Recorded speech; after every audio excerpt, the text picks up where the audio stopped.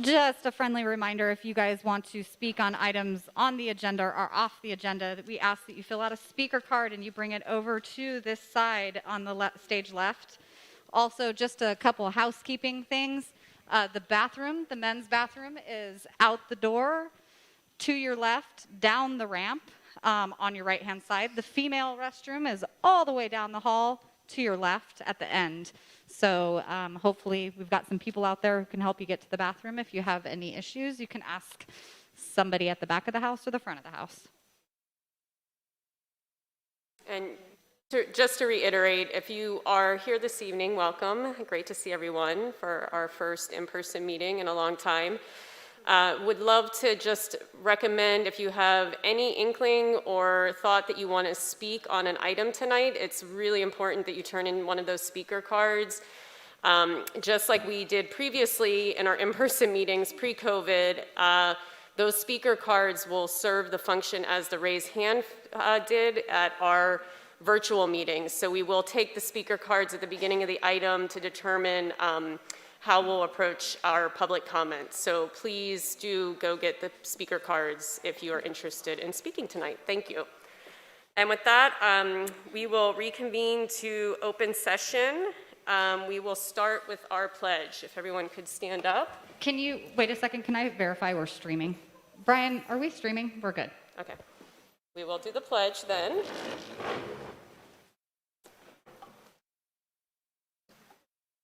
I pledge allegiance to the flag of the United States of America and to the republic for which it stands, one nation, indivisible, with liberty and justice for all. All right, can I have a motion to approve the agenda, or are there any adjustments that we'd like to make this evening to the agenda? Yes, I'd like to suggest one change to the adjustment to the agenda. We have members of the West County Health Services, I believe, that are here. I can't see past the light here. There they are. And their presentation is going to be the first item. It's going to be A1. I'd like to be able to move theirs to the beginning, to right before input from the public on items not on the agenda, so that they don't have to stay for the whole meeting section. Does that make sense? Okay, can I get a motion then to approve the agenda with that adjustment? I move that we approve the agenda with the adjustment. Okay, thank you. And a second? Second. Thank you, Julie. All in favor? Aye. So let's move to item 1, which is our presentation from West Sonoma County Health Services Partnership. Are you going to introduce that, Tony? Yeah. I'm going to let Dr. Jason Cunningham and his team come up. And I believe you guys have a presentation for up here. Brian, can you put up the presentation? If we want to go over there so we can see it. Yeah. The pointer is right there.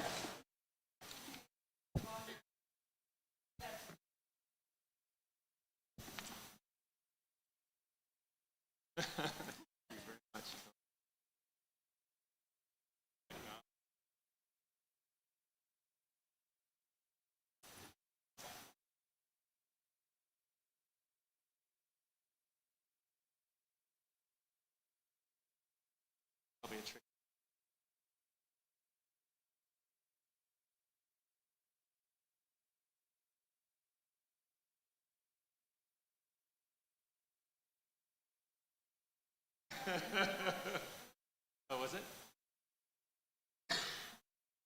Aha. All right. Thank you so much, members of the board and the public. My name is Jason Cunningham. I'm a family physician and CEO at West County Health Centers. And I think all of us understand that healthcare is bigger than a doctor's visit. And particularly when we're dealing with teens, and adolescents, that it's also part of community and it's part of family. And one of our strategic goals at West County Health Centers is to bring healthcare and services to where that people are at, where our community is at. So rather than expecting people to come in wait in my office for an hour to see me for 15 minutes to really go and really align with and collaborate with community. So we are super thankful. Thank you for leadership, Tony and crew, that we have staff and leaders on both campuses. So at the Sonoma or Sebastopol and the Forestville campuses. And so knowing that that's a new partnership, we know that partnership goes at the pace of trust. And so what we're hoping to do today is just introduce ourselves to you and recognize that this is a collaboration. And we're hoping that with that, we'll grow together, and particularly as we engage with students, we already have some fantastic stories of you have fantastic students and staff. And so our hope today is just to introduce ourselves a little bit and then to ask for your collaboration over the next 3 to 6 months. So I usually start with, who are we? I don't think everybody knows, but we're part of the Community Health Center movement. Started back in the Johnson era, War on Poverty. We came out of a community calling for more access to care back in 1975 in Guerneville, and 1977 in Occidental, and now we're in Forestville, Grayton, Sebastopol, and so forth. We serve anybody who walks in the door, no matter who they are, and we're very proud of that. We also are responsive to community needs. So we've got primary care services, a dental clinic, fantastic teen services, which we'll talk about. We have a gender expansion services. We have we take over a bathroom in the Grayton Day Labor Center once a week. We have wellness services, HIV services, behavioral health services. We have more behavioral health providers than medical providers now, including addiction and comprehensive services. And then we like to take care of prenatal and babies and all the goals in between. About 14,000 patients.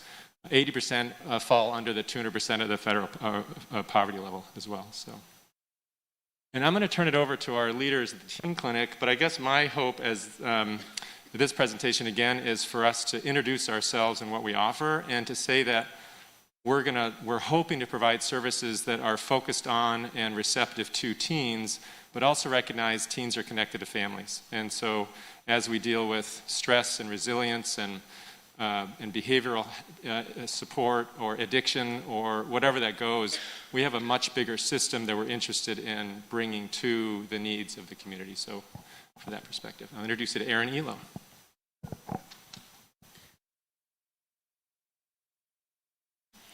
Hi everyone, my name's Erin. I'm the manager of the teen clinic, but also our gender services clinic with West County Health Centers. So our PowerPoint goes a little bit out of order, and we did it kind of intentionally. So we wanted to share with you first our history. So we don't know that many people know the history of the teen clinic and the teen services that we offer. But we started in 2000 because back then we used to have school nurses in all the schools. We don't have school nurses in all the schools anymore. But we had school nurses in the schools that were friends with nurses at our health centers. And at that time, there was an increase in suicidality in the youth community. And the school nurses were like, we need to do something about it. And so they worked with our nurses and decided that a youth space was an important thing for young people in our areas of the county. So at that time, we started these 2 backdoor clinics, one in Guerneville and one in Occidental, where we actually operated for almost 2 years doing this kind of backdoor kind of clinic model. And then what they realized is that youth really need their own space. Many of you probably know that teens don't always like to hang out with the adults. And so we opened the teen clinic in 2003 in Forestville. And until about a month ago, we operated in Forestville in this little trailer that we quickly overgrew, because once young people knew about our resources, young people came quickly out of the woodwork to come to us. So over the last 20 years we've been in Forestville. We're going to talk more about our services that we provide, but just wanting to say that we've had a lot of growth over the last 20 years, and we have always adapted what we do to meet the needs of young people. And what we realized very recently is that there's another spike in the youth community around suicidality and drug overdose. And so we have adjusted our services to meet the needs of the youth in the community. Just an introduction of who my team is. So I have Becca here with me. Becca is on the West County High campus 2 days a week. And then Jennifer Herman is our medical director, so she provides the clinical oversight at the teen clinic and also is going to be on the Laguna campus a couple times a month. And then along with the three of us that are going to be in the schools, we also have a large, we call it large, but it's actually only 9 people, a multifaceted team of medical providers, therapists, counselors, and then also a staff of young people as well. So this is just kind of high level what we do. So many folks oft in the community only really know us for our reproductive health services, but we actually provide so much more than that. So we hope to introduce you very briefly to our clinical services, which are on our flyer, and then talk more about the work that we do at the teen clinic that is transformative. We offer clinical services, we have therapy at the teen clinic, we offer reproductive and sexual health, and then the larger part of our program is actually youth development and coaching and peer education, which I'm going to talk more about.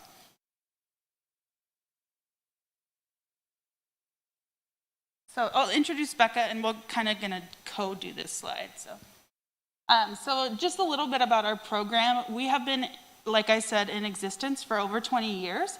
Our program has always been youth-led and youth-informed. So in 2000, when those school nurses got together to create our program, they created a youth advisory team. So we have had, and that has merged and kind of morphed into what is now called the peer education program. And we have had 442 West County alumni in our program over the last 20 years. And one of the things that I'd like to share is that we have kids from this program, it's like a pathway to a lot of things for them.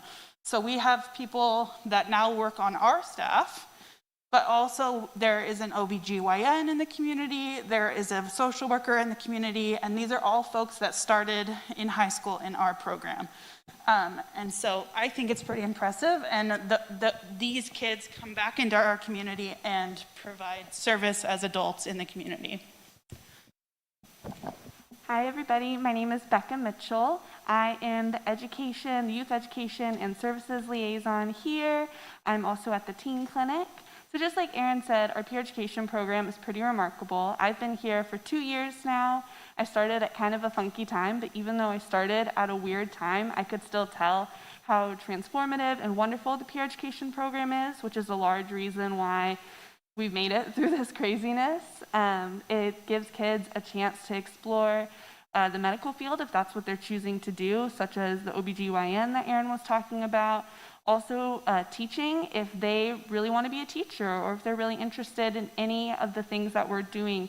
We can give them an opportunity to teach with me in the classrooms, to lead a group, etc. Whatever they want to do, we really want to encourage them.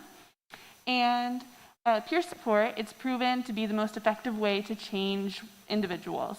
So if your peer is telling you that you need to be practicing safe sex, then the more likely you are to be practicing safe sex instead of it coming from an adult in your community. It works a lot better if your friend or a peer at your school is telling you these things.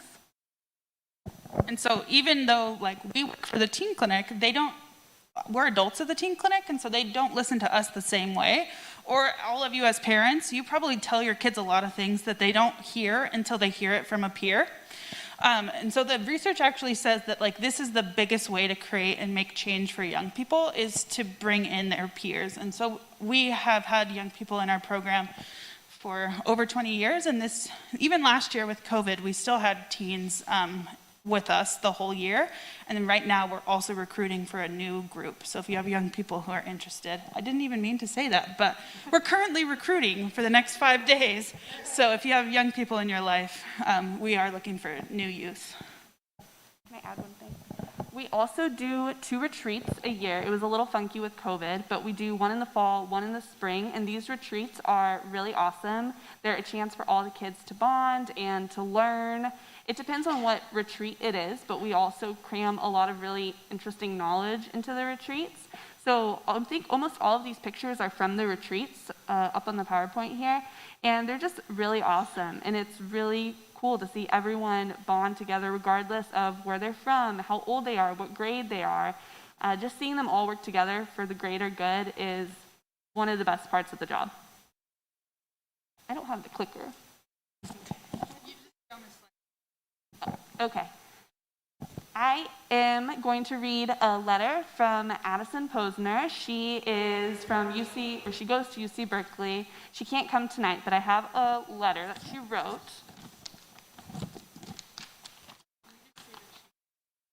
She's an alumni of the Peer Education program for 4 years. Hi, my name is Addison Posner. I am now entering my second year at UC Berkeley studying molecular and cell biology as well as public health. Next week, I'm starting my position as the go-to health person for one of the residence halls, but I graduated from El Molino in 2020 and was a peer educator at the Forestville Teen Clinic for 3 years. When I started high school, I was determined to morph into my ideal person. While I have yet to achieve that, being a peer ed greatly contributed to the process of figuring out who that person is. My parents were shocked when I applied to join the clinic because I was such a shy and awkward person. While I was in no way sheltered, it was uncomfortable for me to discuss honestly everything I've now had to discuss as a peer ed. However, I've quickly felt at home, and the clinic became a part of my identity. Everything we did and learned there felt so important to share with the people around us. I've got to believe that teaching the elementary school kids about healthy friendships will make them better friends to the people they love. Luckily, my parents taught that to me because I for sure didn't get that in school where I grew up. Through all this time that I spent as a peer ed, I realized my passion lies in the vast field of public health. I truly believe that without the clinic and all the growth I've done because of it, I wouldn't be studying public health at Berkeley, and I wouldn't have the confidence to stand here talking to you all tonight. I certainly wouldn't be what I consider to be the college version of a peer ed. This program offered me a place to explore a new side of healthcare and to help my community. It provides students across the county with knowledgeable peers to answer the questions we all are embarrassed to ask. And it educates us on topics that, frankly, we should have all be well-versed in. I have no idea how many people I've actually helped, but at least by being comfortable talking about relationships, birth control, and all the other stigmatized topics, I've been able to start the conversation with numerous circles. All of us peer eds become lifelong resources for people in our lives, which makes us the program more important than it can be quantified. I could talk for hours about the importance of what is now the West County Teen Clinic to both the community and the peer educators specifically, but I hope that my short little story is enough for you to see how much the clinic helped me break out of my shell and led me on my path of helping others. Thank you.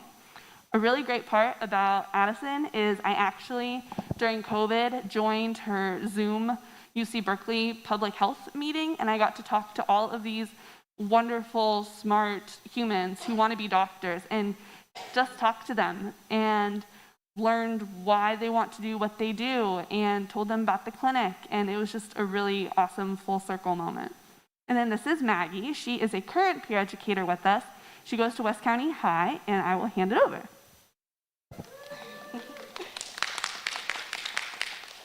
So hi, my name is Maggie Syverson. I'm currently a senior at West County High School, and I'm in leadership. I've been in the peer ed program for about 2 years now. I started, I think, my sophomore year, right? Okay.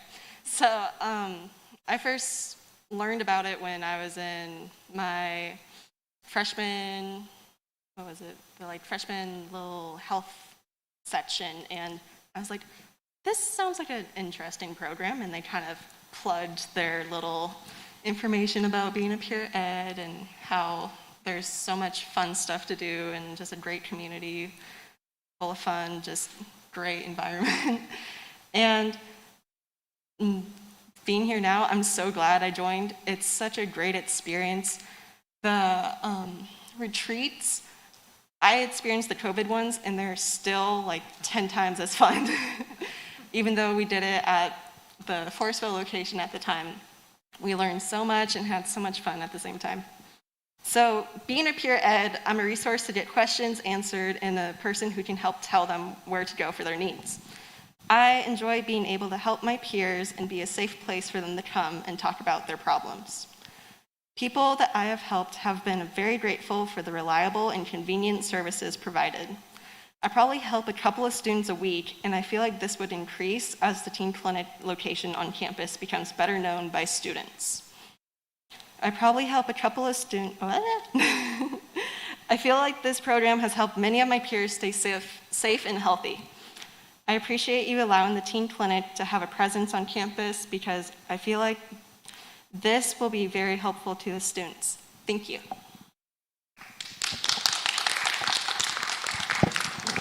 So I think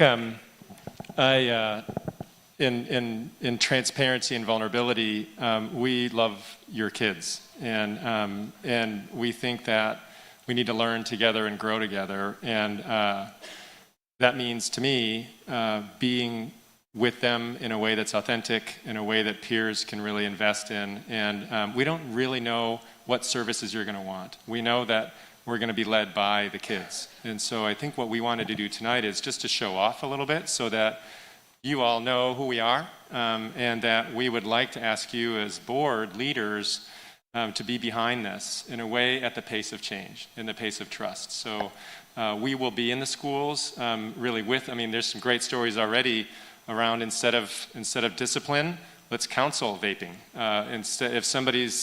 If your staff are struggling with an event that happened, we have resources.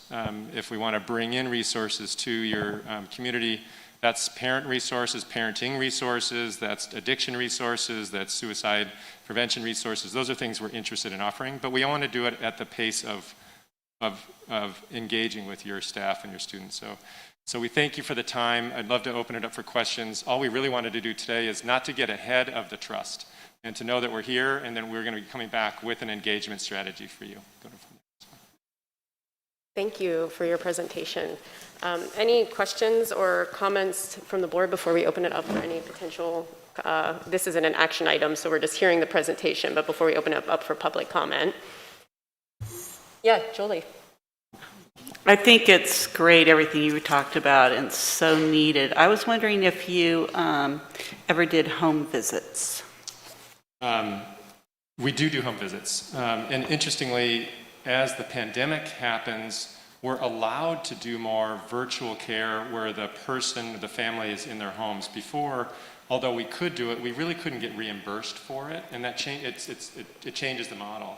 And I spent a half an hour with a patient and her bunny, because that was an important connection for the COVID for her. And I've seen people in spaces, so we have been in patients' homes, but I can imagine video being transformative to be convenient for that. And vice versa, instead of us thinking that we're going to provide our whole health center resources on your campus, I can imagine connecting, and Rebecca might identify that there's a family need or a student need, and we can connect that team back to our staff virtually.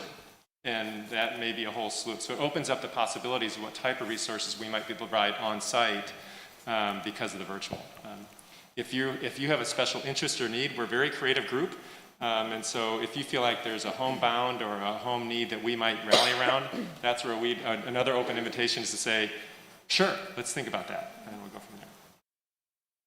Angie? I was just going to say, I want to commend you guys. As a parent, I have 4 teenagers, and my experience has always been, typically you find out things afterwards. So having this peer education where, they have a safe place and maybe kids that they would open up to more, just puts my mind at ease, and I think it's wonderful. So thank you. Yep, great.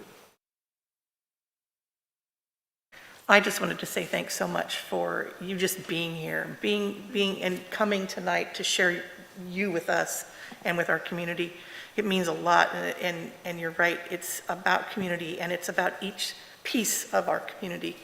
So thank you, because I really believe our youth and our teens really need more support in this avenue. It's never been enough, in my opinion. Agreed.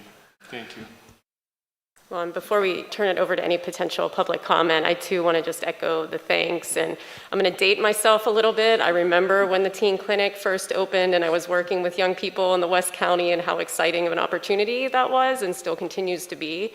So I just look forward to more partnership and increasing what we can do for our students on campus. So thank you for all you do for everyone in the West County. It's just, you're an amazing organization. So thank you. Any public comment on this item, Jenny?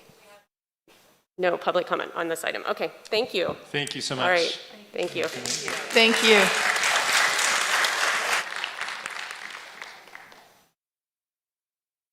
All right, now we will move to input from the public regarding items not on this open session agenda. And just as a reminder, in-person public comments, members of the public who wish to be heard by the board are asked to complete a speaker card, as we mentioned earlier. Once you're recognized by the board president, me, speakers should come to the podium, introduce themselves for the record before addressing the board.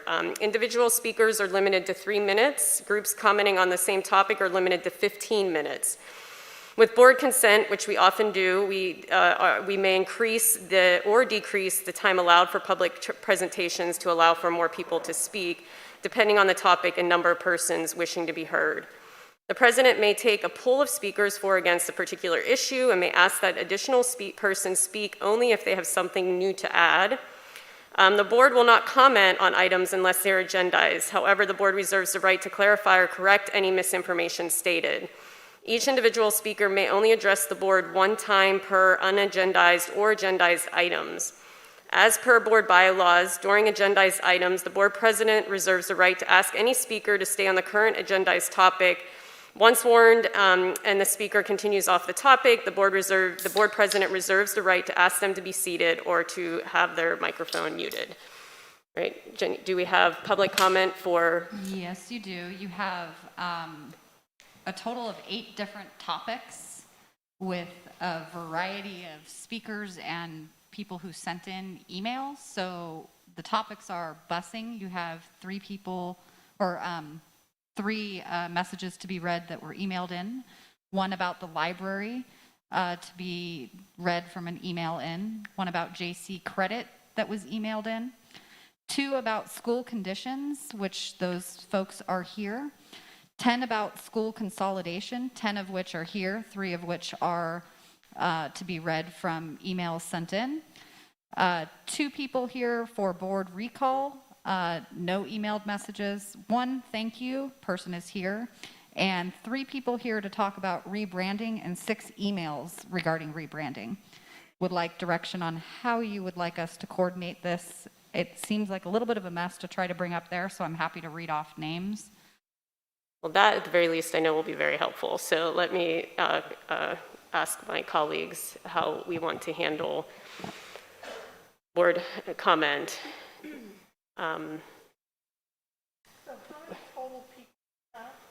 It looks like we have 10. Total of people here is 14, 15, 18 people who would like to speak on 5 different topics. And then you have 6, 9, 10, 11, 12, 13 emails. What do we, do we read all the emails? Do we want to read, we probably should read all the emails. Let's read all the emails in a couple minutes. 2 minutes? And start Ms. with. Hayes just approached me and said if you were interested in giving CARES 10 minutes, they would reduce all their speakers to those. Did I capture that correctly? To 1 speaker. Yeah, I think we can just do the 2 minutes. Yeah.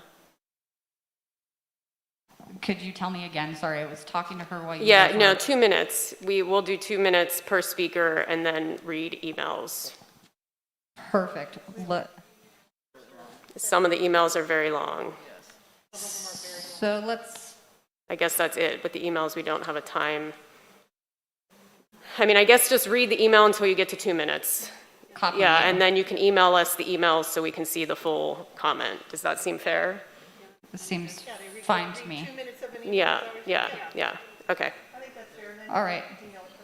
So our first speaker will be, I just want to remind everybody, we got microphones on the left side and the right side, so if you can try to stagger yourself up. Carrie Glenikover, and Janelle Roventini. And how are we doing the timer, Jenny? Do you have? We have the timer up here. Okay. We will say thank you. All right, I just wanted to make sure speakers were aware of how we were timing The so timer they know. is the big, large clock at the front Okay, that we can't see. that Okay, you guys yeah. can't see. But it is there. Okay. It is there. If you could state your name for the record and go ahead with your 2 minutes. The mic is on. Okay, and mask on while we speak? Okay, my name is Janelle Roventini. Trustee Superintendent Beal, thank you for being able to meet with us tonight. I'd like to express how frustrated I and so many others are with the current situation at our high school. Why is so much money being wasted unnecessarily on rebranding a high school when this money should be spent on our students? Your number one obligation is to provide an excellent education, not to cover up every trace of anomaly. So much time has been wasted on this cover-up that I can't believe any amount of thought was given on how to accommodate 1,600 children at one campus, and during a pandemic at that. Numbers are rising. This level of overcrowding is clearly unwise and unhealthy. My daughter has not once been able to get to the cafeteria in time to purchase food, nor has she been able to use the restroom without doing so during class time. She's a sophomore here, by the way. How was any of this not thought of? I've heard that the quad looks like a mosh pit, and after seeing pictures, it's worse than I'd imagined. There's absolutely no place to sit. How is this okay? And you, being the experts, didn't think about any of these foreseeable problems? And then there's varsity sports. Varsity sports is the subject of a federal antitrust lawsuit, a company that is by far the most expensive to purchase anything sports-related from. My daughter's been in cheer for several years. I know this firsthand. Why don't you? Next, we have the swept-aside subject of accreditation. We've been told that West County High is accredited. This is not fully worked out with the NCAA, the UC, and CSU systems. This is something that every parent here should be aware of and concerned about. There are many questions that still need answers. Our children's futures could be detrimentally affected by this. We need an explanation. I implore you all to please listen to your constituents. We voted for you to represent us. Stop the rebranding of Annalee High School. Reverse the consolidation of our two esteemed high schools and start thinking Thank you about for your comment. the community Our next and not speaker somebody is else's Gary. agenda. Could you please cut the mic? I thought we were giving 3 minutes. No, 2 minutes. Carrie. Yeah, 3 minutes unless the board decides to decrease the time or increase the time for actual specific groups of topics, which we've actually increased for a group of topics. So we give each person 2 minutes to speak. Thank you. Next speaker is Carrie. I yield a minute of my time to her to No, finish. no. That's not how it works. Each speaker gets 2 minutes. That's what we just agreed to up at the board dais, and you can start your 2 minutes, please. Thank you. My name's Kerry Glockner. Son goes to school here. He's fourth generation Annalee, not this crap. I don't know what you guys have done for a living, but it sure ain't business. There will be no, if you applause, there's no applause after speakers. I will hit the gavel here, and if you keep acting out of turn and we're not able to continue our meeting, people will be politely asked to leave the auditorium. So please, let's be respectful to each other. He can have his time back. Thank you. So at any rate, there's a lot of history here, which you're just trampling over. There's 3 police officers outside that I know personally. I haven't seen a police officer in Sebastopol for months. No offense, guys, love you, but why are they here tonight? You realize the error of your wisdom or your lack of wisdom? This is the most disgusting thing I've ever seen trying to erase history. This is not okay. If you're, as board members, listening to somebody who's supposed to be thoughtful and intelligent about what they're doing, that's not the person there. You need to think for yourselves. She's giving you plans and you're just going along with the show. It's not okay. You've got a building here that doesn't have a fire extinguisher. I haven't seen one. Nothing to say about that, huh? Nothing to say about having a school inspection done? I spent 27 years in the fire service, dragging dead people out of bad places. And you guys don't have the common sense to check your school before you bring in all these students? It still hasn't been done. And again, for Sebastopol, what in God's name is wrong with you people? You have no fire department. You have 3 police officers here. They're great. If they could shoot bullets into fire and make it go away, that'd be awesome. But that doesn't happen. Our children are here in this building, an unsafe building, hasn't been checked. The sprinkler system right outside that door is 2 years out of date. So, when the election comes around and I get elected to the board, the first order of business is getting rid of you, Tony. Have a good night. Just as a reminder, no clapping. We're going to refrain from clapping. And also, we're trying to have a respectful meeting, and please refrain from personal attacks. And do you want to clarify any of that information, Tony? You'll do it in your superintendent's report? Okay. Next speaker is Heather Dale Best, followed by Mimi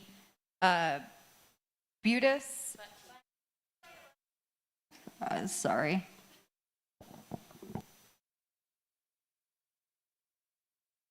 Hi, I'm Heather Dale Best, and I'm here to speak about the recall effort. Kelly and Jeannie, here are 9,200 signatures from the West County voters who wanted you out. Please follow Lori's lead and save your district $100,000 in special election costs and step down now. These pages are being turned in for certification on Friday. Our numbers are here, and they speak volumes to how the West County community, your constituents that you're failing to properly represent, have unified to remove you from your roles. Put your egos aside. Do what's right for our kids. You're not even running to keep your positions, so spend that $100,000 on our kids rather than a fight for the positions that you don't even intend to maintain. You say you want to fulfill your commitment to our voters. You said that it's important to have strong leadership and stand behind the decision that was made. You've sat on this board for many years. Your leadership has greatly contributed to what we are looking at today. 3 people made a decision that sacrificed an entire student body, deleted the legacies of 2 beautiful high schools, impacted almost every business in Forestville where I live, clogged Sebastopol and all roads in and out with traffic and people, and almost divided a community. That is not leadership, and we have united. This could have been handled so much better with the involvement of the student and parent community and with true collaboration. You want to keep your commitment to the voters. The voters are speaking loudly. They want that money spent on education, not a full shuffle of every kid in the county, not on plastic signage and a rebrand that desecrates our high schools and their histories. They want you out. You too, Tony.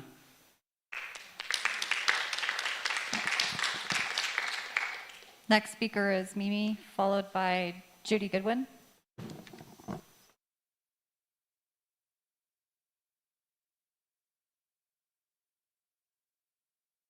Hey, oh, whoa. I'm Mimi Butke, just like it looks.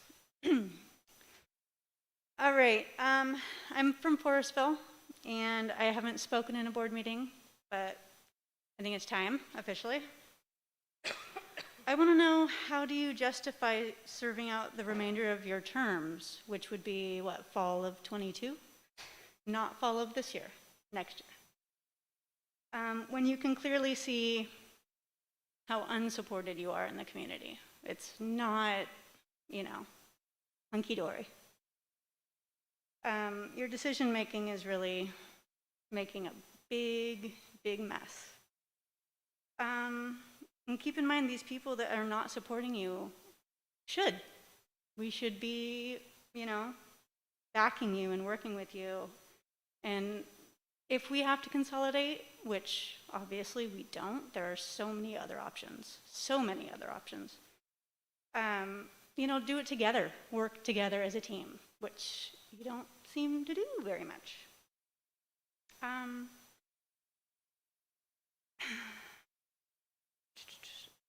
So, yeah, it just seems like you had one idea all along, and that whole thing was just crap. Sorry, my language, but you gave us 6 or 7 options, and really this was the only one that you thought about or even considered. And it's pretty dirty. It feels like hearts are ripped out, like everything is just taken from us, from everybody, this whole community, Sebastopol included. Nobody wants what you're doing. I've run recall tables constantly. This is very true. I've seen it. It's insane. So feel it. Next speaker is Judy Gooden, followed by Carmen. You know I don't know how to say your last name. Good evening, I'm Judy Gooden. I graduated from Annalee High School with my husband 50 years ago. My children are graduates, all my siblings are graduates, and my grandmother was a graduate. And I'm here today to thank the board, the superintendent, and the principals for the courage you have had under fire to make sure that this high school district and all the outstanding enrichment programs can thrive. The decision to consolidate high schools should have been made many years ago. And I want to acknowledge that you have had the leadership and the courage to make it a reality and to ensure fiscal responsibility, enrichment programs, and kids are a priority. And I know you don't hear it very often, and a lot of people are telling you no one is behind you. It's wrong. Many of us are behind you, and we believe in your leadership. Thank you very much. Thank you. Next speaker is Carmen, followed by Diana Jensen, and then Dina Bertoli. Good evening, Carmen Sinajani. That's my last name.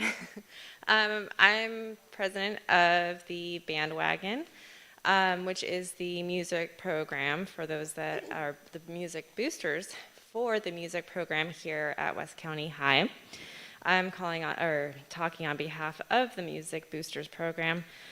For those that don't know, this our little nonprofit organization helps fund a assistant for our band director, and that employee is employed through our organization, and she provides help for everything that you could possibly need for a music program, like repairs, uniform repairs, everything that we need for field trips. I mean, it's a full-time job.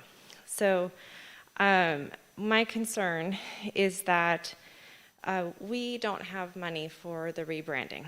I've raised it before, but I haven't seen budgets for the rebranding.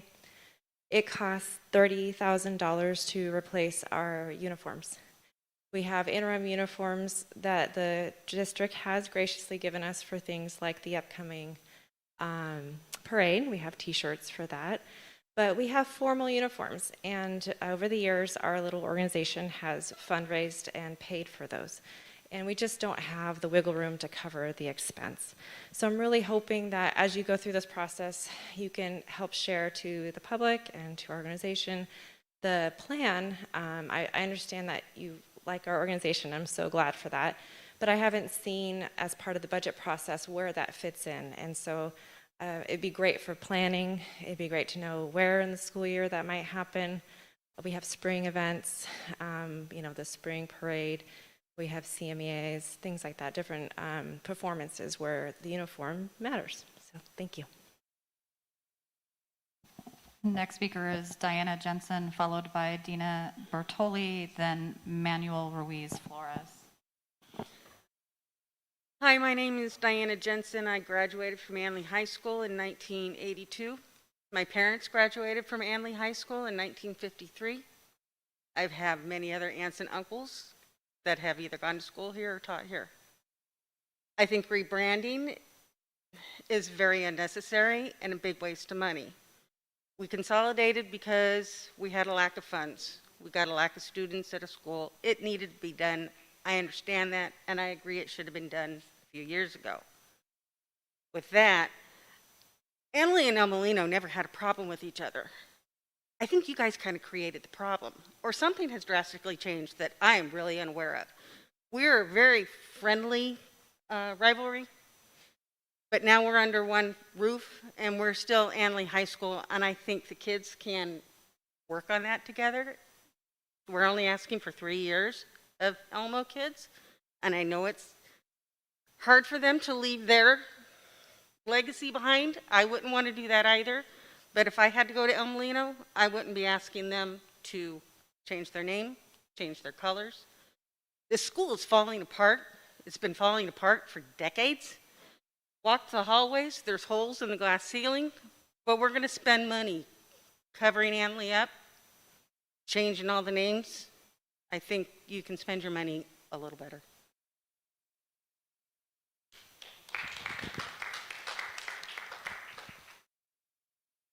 Hi, my name is Dina Bertoli Graham. Have a long history here at the school. My dad had his first teaching job here. Jeannie, you know my dad. And all of us kids, my 3 siblings, all went to school here and graduated from here. My children, my nieces, all graduated from here. To me, this is more than just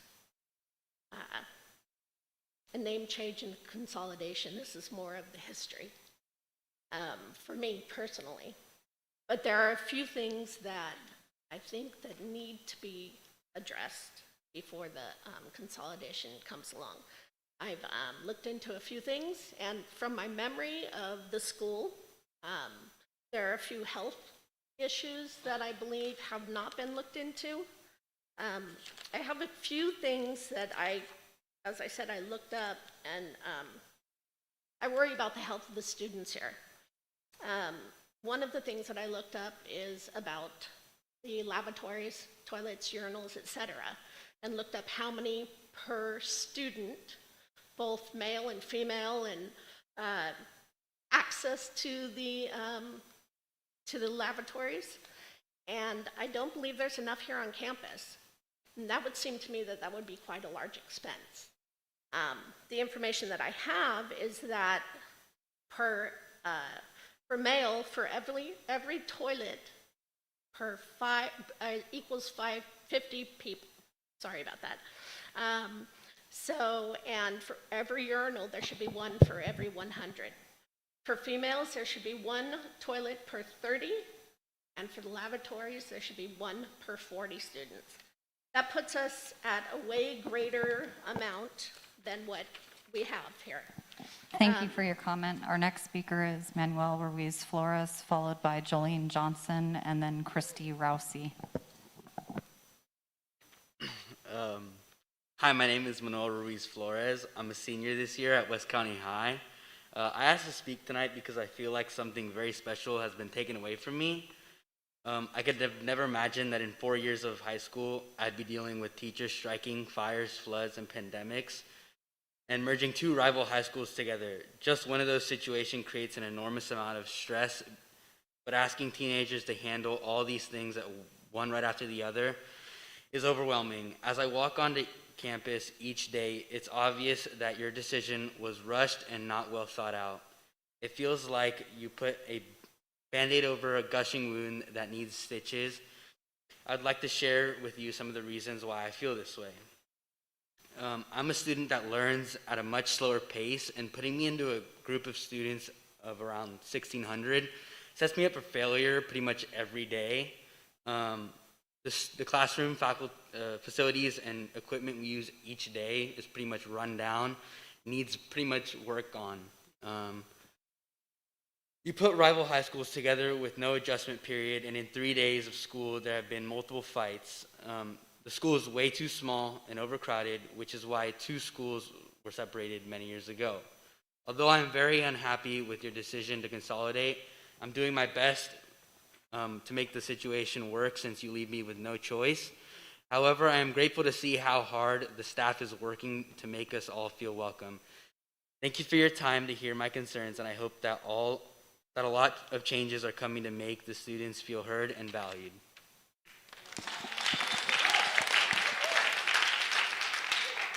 Our next speaker is Jolene Johnson, followed by Christy Rousey, then Julie McClelland.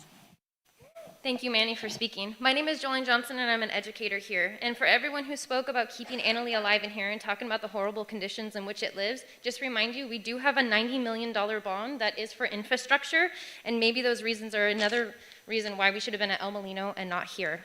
Since no one helped here on the campuses who voted yes on consolidation, you have not been here to see how your actions and decisions have affected this community. So I would like to share some of them. We do not have enough lockers. Kids are not eating. Kids who rely on school lunch cannot get food in time. Kids are walking around with free periods. There are teachers sharing rooms, especially our special education. They share up to 4 rooms. Our culinary teacher has 4 different rooms for her 5 different preps. That's ridiculous. Attendants and registrar are completely overwhelmed doing a job that should pay 2 or 3 different people, and they're doing it them alone. Gina Macias stays here until 6 or 7 p.m. sometimes until she gets her work done. It's totally unacceptable, including our librarian, Julie, who is amazing, and other teachers. Here are some advantages that we have also lost, because everyone keeps talking about these wins, and I'm still trying to see them. Culinary. This year has a budget of $2,000 for 10 sections. Last year at El Molino, she had $5,000 for her 5 sections. My dancers don't have a proper dance floor. Culinary doesn't have a proper kitchen. We are low on supplies. Special education, again, has unstable, multiple different classrooms, and so our special ed students don't have that stable communication and relationship with those teachers. We have lost that small, tight-knit community, and many kids feel lost and lonely, myself included, not really sure where to eat because there's no staff room for us to actually get together. And last thing I want to know is why are we rebranding Laguna? Just like changing the name isn't going to change that culture around that decision. It's kind of like giving a homeless person a shower and new clothes, but it doesn't change their situation. So please make sure that when we're making these decisions, you're doing it with us and not behind us.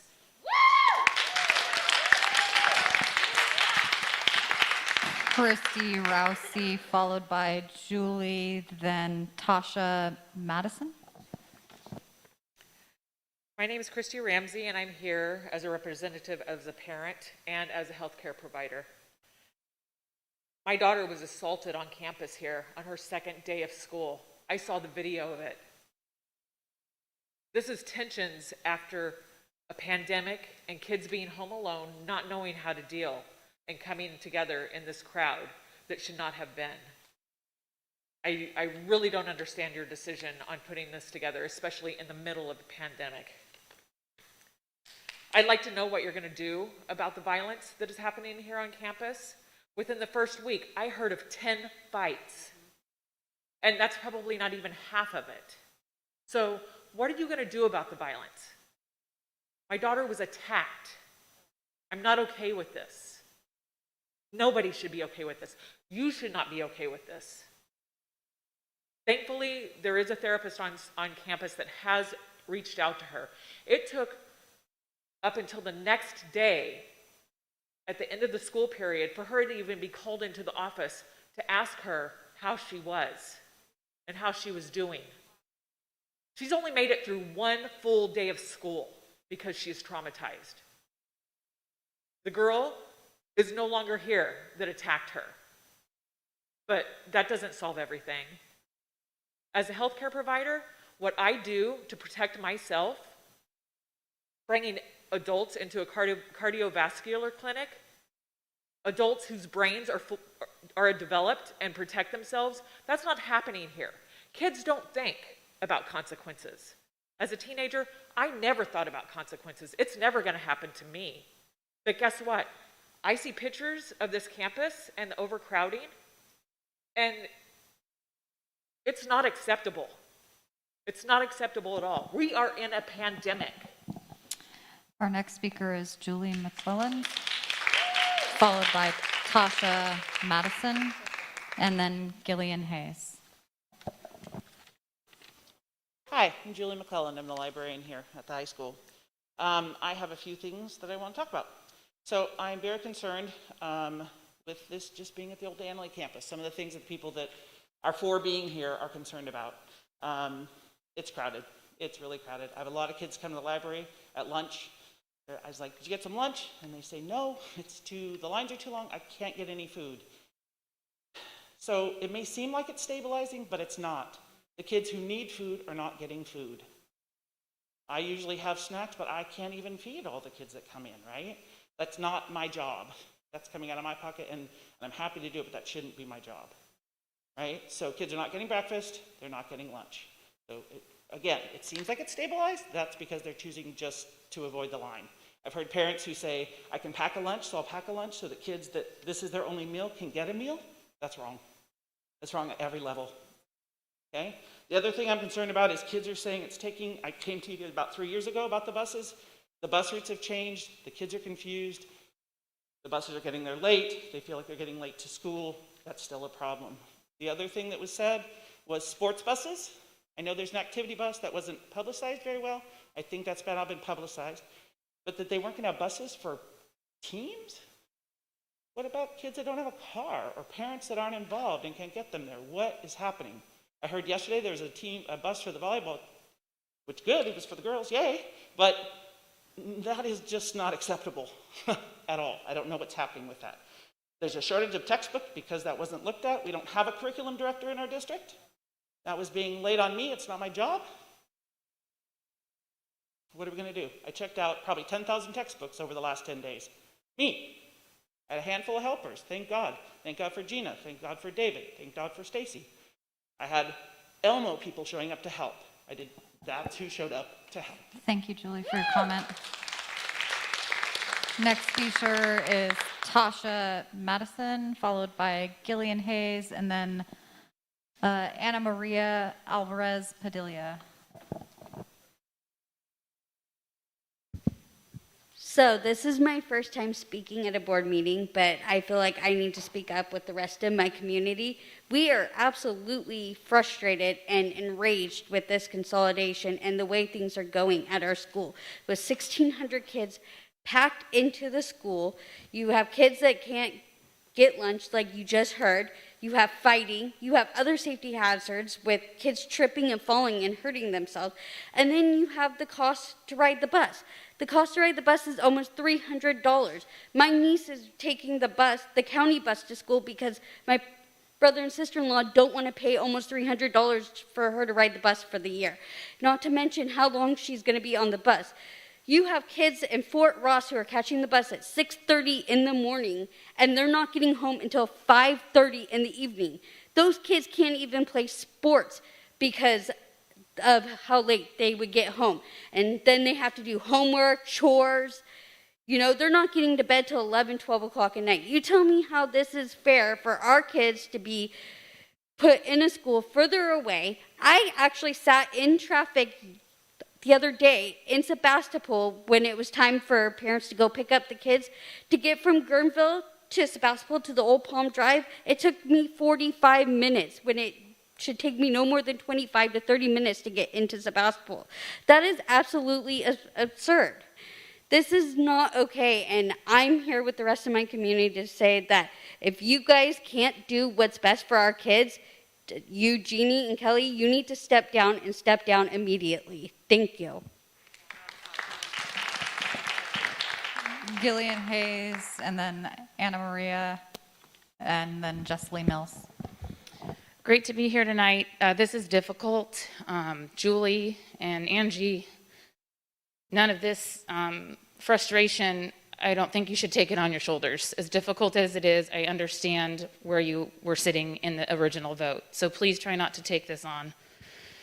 It is great to be here in person, though. Tonight marks the first time that we are all able to be here and look you in the eyes, Kelly and Jeannie and Tony, after this board majority voted and made the most monumental decision this board has ever made behind a screen in the time of a pandemic during COVID.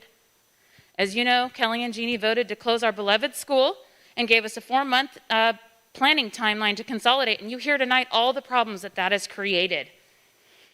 We're all experiencing this rushed process. It's impacting our students most in negative ways, and we warned you ahead of time. You didn't listen. Okay, I'm going to be emailing. I want to know the consolidation savings. There were 5 scenarios Jeff Ogston gave us, and consolidation savings were between $300,000 to $600,000 for the next 2 years. Let's review how this has changed countless times since last October.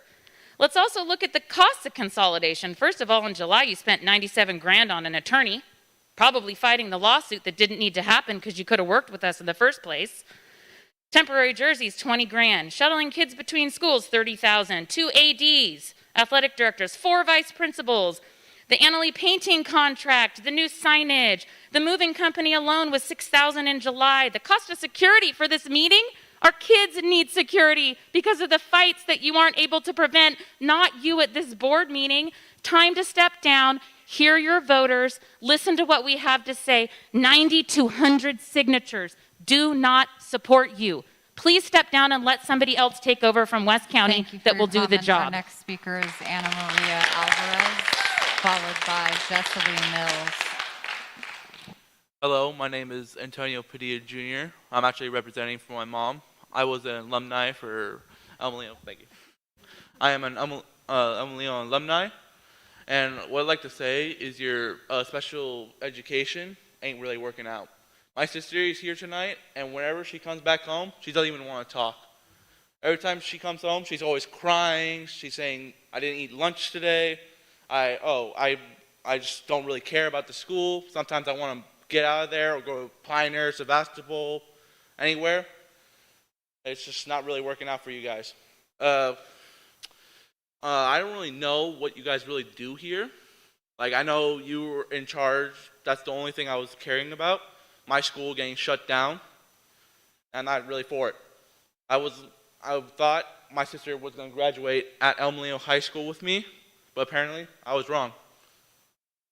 It's just really messed up how you guys just threw her dreams away in a toilet. Thank you.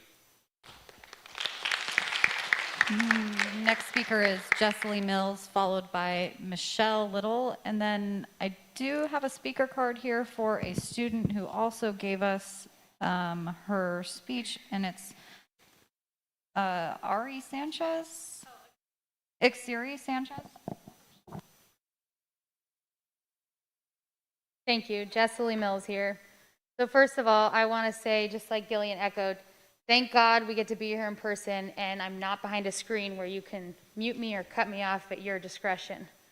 You can mute me, but you can't silence me.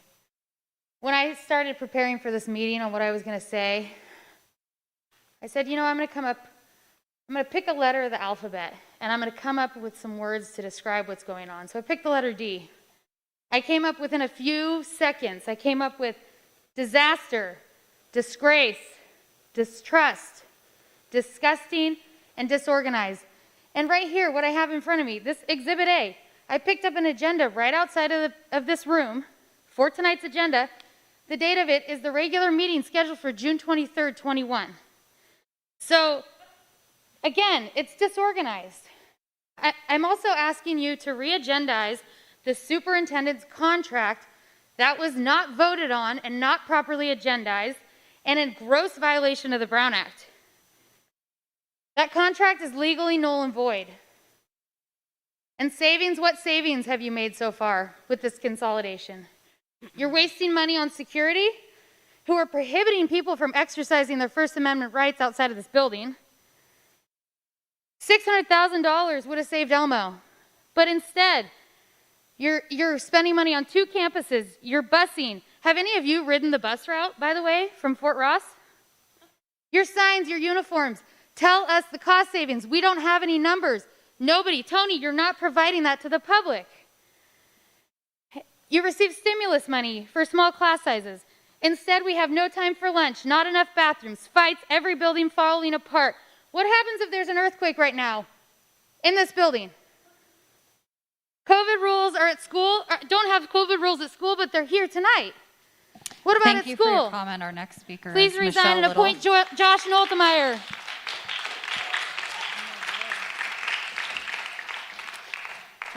Hi, I'm Michelle Little. I've never spoken at these before. I think my question's been stated already. It's just the amount and the budget costs. If we could just have a little bit of transparency there so parents and people can know the amounts of, first of all, how much was saved from this consolidation and then where that money is going, because it was my understanding that the consolidation, but the school is still open at El Molino. So I don't know how there can be both schools open and yet still savings. And then also with the rebranding, I would like to know how much that's going to cost and where that money is coming from and how it's going to be used. And just if there is a plan in place to address the crowding. I know it's really stressful on campus for kids, the crowds, and like you said, the lunch situation. But if you have children who've already, like last year, gone through a lot of stress, or they have any kind of anxieties at all, a super crowded environment is just kind of upping that stress level. So if there's some things in place to just kind of have a little transparency and just give us some answers and some numbers, that'd be really helpful. Thanks. Our last physical speaker here is Ixiri Sanchez, and then we'll move to emails. Hi guys, my name is Samantha Sanchez. I'm actually here speaking on behalf of Ixiri Sanchez, who couldn't be here tonight, and here's the speech. Hello, my name is Ixiri Sanchez. I am a senior this year as well as a former Amelina student. I have never been at the West County campus until school started.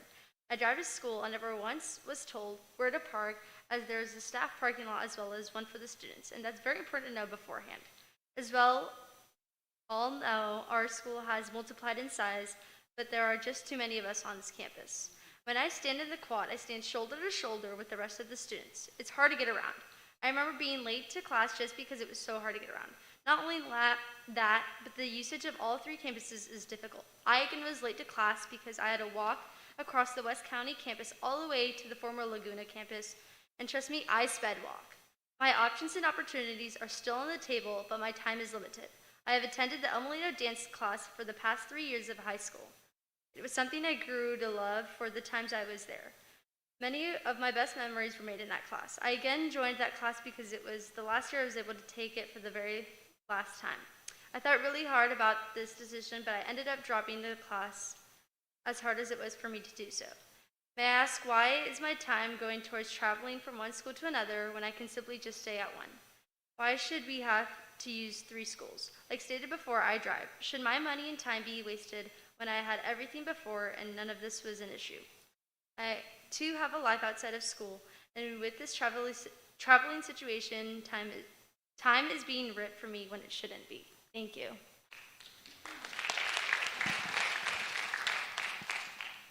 All right, I'm moving to the emails. This is from Letty Salzman. I'm a parent of a Salmon Creek 8th grader. Jenny, I want to make sure, are you timing yeah, okay. She's just gonna have to yell at me though. I'm the parent of a Salmon Creek 8th grader. I see there is a board meeting tonight regarding the potential name change. I find it ludicrous to change the Annalee name for several reasons. First and foremost, since the consolidation of the schools was due to financial reasons, who in their right mind can justify tens of thousands of dollars to rebrand? To appease some loud Trumpers? Asinine. Secondly, Annalee has been around for 110 years. El Molino? ? Not even close. Preserve the long history of Annalee. Don't let the ridiculous loudmouths convince the board to take vital funding from the high school. In the end, the kids suffer. Nonsensical to waste money over a name. Thank you. I'm just going to keep going, and Denise, you'll pat me on the head, right? This next comment is from Jim Bertoli, class of 1978. My apologies for not personally attending today's meeting to present my thoughts on the important issue of the ill-advised attempt to rename Annalee High School. My duties as an elected official in this county compel me to be elsewhere at this moment. I regret I cannot look at you squarely in the eye when I say this. My family has been part of the Annalee High School for over 105 years as students, teachers, coaches, administrator, and a board member. As one who is extraordinarily familiar with the history of Annalee, I can easily say that I have never encountered such a poorly planned, poorly executed, and poorly supported plan as that's conceived by this board and superintendent to consolidate schools and rename a 113-year-old institution and a community gem. Because of this, overcrowded classrooms, inadequate restrooms, inadequate food service, inadequate student parking, inadequate student safety, and nightmarish traffic from all points of the compass twice a day has become the norm. Why? Because of the complete and utter lack of ability to plan. There was no meaningful discussion. There was no coherent planning. There was only last-minute knee-jerk reaction to a problem that has been years in the making that left students, parents, alumni, and community members in the lurch. All of you hide behind an empty mantra of "we are thinking of the students." If this mess is what thinking of the students results in, I hate to think that of what not thinking of the students would look like. It is unfortunately clear that both superintendent and the remaining board members of the governing board lack the insight and foresight to pilot the district throughout this emotionally and financially difficult time. You have been reactive instead of proactive, non-responsive instead of responsive, myopic instead of visionary. You have chosen to waste taxpayer dollars on needless incendiary name change. You have alienated exceedingly generous donors, community members, and alumni. The lack of even a modicum of leadership skills in the board and the superintendent has been sadly evidenced by this fiasco. I end one message for a board member. Am I up? Yep. Sorry, I'm reading as fast as I can. Next message is from Loretta Castleberry. Dear board, I regret that I'm unable to attend this meeting in person, but medical reasons restrict and prevent it. I will be watching on Zoom. So many mistakes and missteps have taken place in the past year and a half, and it's okay to hit the pause button and say we need questions answered before proceeding. After listening to the board meetings many times over the summer, there were a few times when certain board members actually asked questions. You had the right instinct, but did not follow it. I find it perplexing that after passing your own board guidelines, members of the board did not follow them. Several times the Brown Act has been violated. Papers requested have not been made accessible. You have not listened to the community who elected you to represent them. Verbal complaints were ignored and the community was left out. VARA, Visual Arts Rights Act, has been violated, with Ms. Beal going against her own statement of nothing is being permanently changed, and her comment that student artwork is not really artwork. Money and time were wasted over summer removing, covering, and repainting a 113-year history of Annalee, when it could have been better used to refurbish, repair, and make the school safer and welcome the new students. There are many ripples in the pond of a name change, and a lack of leadership and hasty decisions have made it all a mess of all of it. Whoever took it upon themselves to enter a contract with Varsity.com did not do their due diligence in investigating this company, which has a federal antitrust lawsuit against it. If you read the lawsuit, the facts written in it are exactly what is happening in our school. Whose idea was it to have Varsity make up a survey in the spring to send to parents without even keeping the name identity as an option? This was a true conflict of interest. The so-called Unity Committee, which violated many acts, did do one thing. It identified Annalee, Amelino, and Laguna all against you. Added to this pandemic, which is having a resurgence, listening to concerns of students and parents, I imagine, will just be a matter of time before COVID is detected in our school population. How are you reassuring? Thanks. Sorry. Hassana Meacham. When Annalee Union High School was the chosen name for the school back in 1908, they did a good job of not picking an offensive name or simply naming it after the city of Sebastopol High School. The Annalee Township encompassed much of the current West Sonoma County Union High School district boundaries. The name was given to township by Jasper O'Farrell in honor of its sister. In A History of Sonoma County by J.P. Munro Fraser in 1880, he noted, "The name is rather pretty, and the name has endured and stood the test of time." The same could be said for Amelino High School. It is not an offensive name and is not specific to a town or a city. By changing the name of this beloved institution that is 113 years old, we lose a link to who we are and to our past. If history was not important, then why is it a graduation requirement? It feels like Annalee community is collateral damage. We are not allowed to be upset because then we are told we are not sympathetic or empathetic. But our feelings are real and just as valid. You must understand that from one meeting to the next, the name was changed, and it feels like it's been shoved down our throat. It is said that the rebranding is about unity. Certainly, renaming a 113-year-old school did not accomplish this. Where is unity happening? Where has it been created? Where are the plans to create unity amongst the students? Did anything happen over the summer? Was a partnership formed with a company that helps this matter? Was there literature or videos sent to the students about creating unity? Did anyone reach out to the respective booster associations to see if they could spearhead socials over the summer and attempt to unify the student body? The way to bridge the community is to come together and meet in the middle with open arms and an olive branch in hand. We need to create unity within the community, highlighting unity as part of that word. Each set of the school is fed up with the way this has been handled. Rebranding and renaming are two different things. We could and still have had town hall meetings about this, and everyone could have been involved. Instead, the decision to rebrand was made and done without regard to the cost. Next, Linda Hilton. I'm sorry that I'm unable to attend the board meeting tonight, but I will be listening. I wanted to speak at the board's lack of following their policy regarding entering into contracts with vendors. Your own policy states, the board may, by majority vote, delegate to the superintendent or designee the authority to enter into contracts on behalf of the district. To be valid or to constitute an enforceable obligation against the district, all such contracts must be approved and or ratified by the board. I have reviewed the board meeting minutes and agendas for every meeting since December of last year. Nowhere could I find on the agenda items listing the varsity.com contract as an action item, nor could I find it as an actual discussion about voting to approve the contract. Your policy 3312 states that all contracts shall be made public unless prohibited by law. There is nothing in the varsity contract that would shield it from being made public, but you have failed to make the varsity.com contract publicly available. Although we're being reassured over and over that the banners are being provided for free, I would like to see what everything else is costing for not only this year, but for the entire term of the contract, whatever that might be. You have tied our district to a company with several federal antitrust lawsuits against it. You have not been forthcoming with details of information. I request that you post the varsity contract online and provide copies for public review immediately so that you are following the rules you have set for yourself. Yes. Ryan Meechan. Thank you for taking my comments and reading it tonight. If the great cover-up of 2020 at the Annalee campus was done to create a welcoming environment for the El Molino students, why was not the same done for the Laguna students? We are told all things Annalee and Tigers need to be removed from the campus in order to create a unified campus and a welcoming environment. This clearly only served one part of the community and not the Annalee community, as it alienated many of them. On the flip side, I was at El Molino campus last night, and it appears nothing has been removed, changed, or covered up.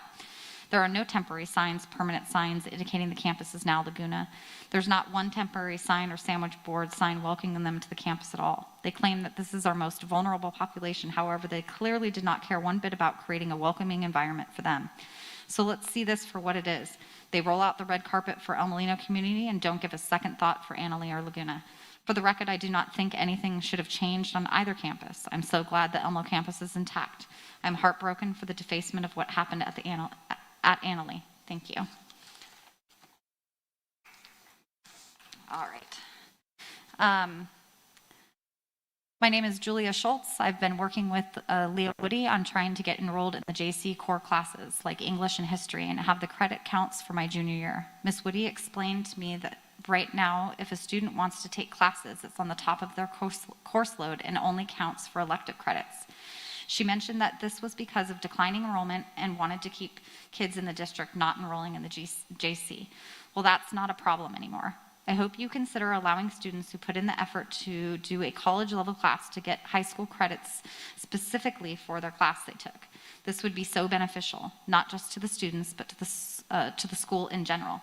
Getting college experience at our age would help us prepare for the harder courses in the near future, but it would also increase West County High School's graduation rate by encouraging students to put more effort into their schoolwork.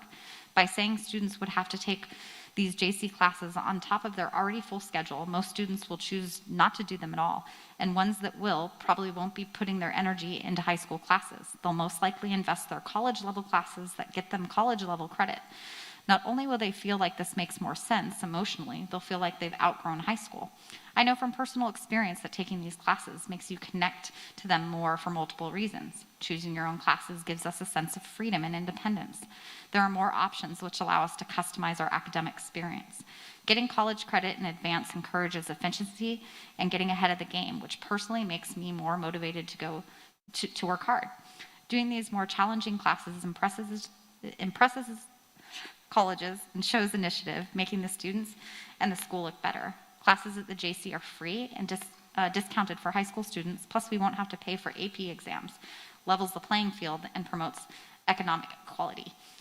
Speaking of AP classes, you might say that those are a good substitute for college classes, but the way AP classes are graded are extremely unfair. The work is much more difficult than normal classes, but the amount of credit you get is decided on.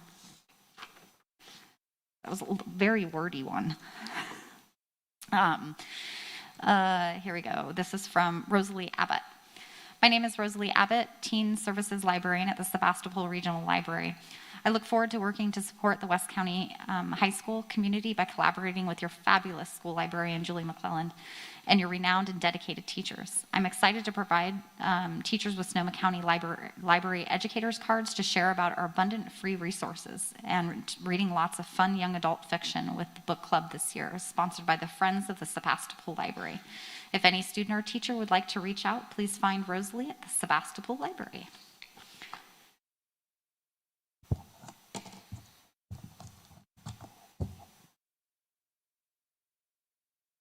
This one is from Anika Leet. I'm writing you today to express frustration and concern over the recent unannounced cancellation and lack of school busing service to the rural southern Sebastopol High School students, specifically Route 213. I'm a single parent running an extremely demanding, tax-paying, 24/7 live animal Sebastopol-based business. In 2013, after many tardy, tearful, and stressful school mornings, I petitioned the transportation agency to reinstate the 30-plus year blank road Hubbard family stop to help alleviate the interruption to my children's school and learning experience. For the last 8 years, with the exception of last year's COVID lockdown, my children had ridden the bus route 213 to Apple Blossom, Twin Hills, and now West County, Annalee High. I have relied heavily on the bus service, and it has been a godsend to my family and to our family-run business. 2 weeks prior to school, I began calling the transportation agency to find out what time the bus pickup would be for my daughter. I called again, and then I called again. Finally, on the Monday before the first day of school, I was able to get through to Jordan, who broke the news that there would be no bus. Our home is over 5 miles from school on a dangerous single-lane, hilly, windy country road. There are speeders, drunk drivers, heavy agricultural trucks, and people who drive like it's the Autobahn. There are no sidewalks, no bike lanes, no access to public transportation, and there is no safe way for my daughter to get herself to school. Each round trip takes me an hour, which means 2 hours of disruption to the continuity of my workload, which is already demanding 10 to 12 hours a day. And then now 2 hours longer. In the event of an emergency, I will not be able to drive her to school, and she will miss her education. She is a junior and aspires to go to veterinary school. My business is an animal and client-based operation and is already strained due to the impact of COVID. With no bus service, my work and caring for live animals will be interrupted in both the morning and afternoon during the height of my busy schedule. Because I can't work, I will lose clients, lose more business, my reputation. Okay, thank you. We'll make sure the board gets copies of all of these too. This is from Jessica Baldwin and David Sauch. I wish to voice my concern and frustration over the current lack of busing to high school students attending West County High who live in Sebastopol. I currently have two students attending the school. We are a little over 3 miles from campus and have traditionally relied on the school bus to get our children home. In the school code, it clearly states that we're eligible for transportation services for our grade level. Our school established bus stops at Hillcrest Middle School. The code also clearly states the superintendent or designee shall communicate in writing to parents regarding bus route schedules and stops. Our family and others in our area were notified that our bus route was cut. Our family discovered this a few days before orientation when trying to confirm the bus route number. We spoke to several staff members on campus during orientation days at the high school and not being able to find the route number that served our students, and the staff had no idea what we were talking about. We were directed multiple times to the Transportation Resources website and were told that they were in the process of updating schedules and to just be patient. We spoke to someone in the main office eventually, and they said we needed to fill out a special form to request service, and then it would be provided.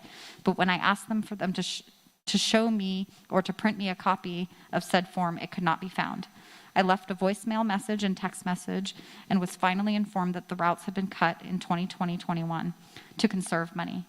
It is very unreasonable to not clearly notify families and students affected, as well as the staff serving these students.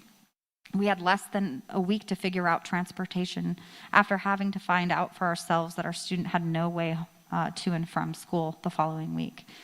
Apparently, the decision was made sometime in 2019, but parents were not informed of the cut and simply did not notice as we were all doing distance learning at the time and busing access was not a priority. When the hybrid schedule was started, we participated in that, but did not expect busing due to the weird timing in a few days that we were actually on campus. Thank you.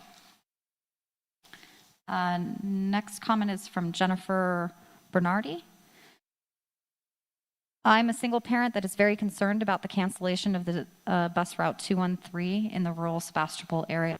I'm unable to work a full day at work now because I have to bring my son back and forth from school, which leaves me unable to pay my mortgage. I was told 3 days before school started the route had been canceled due to lack of funding.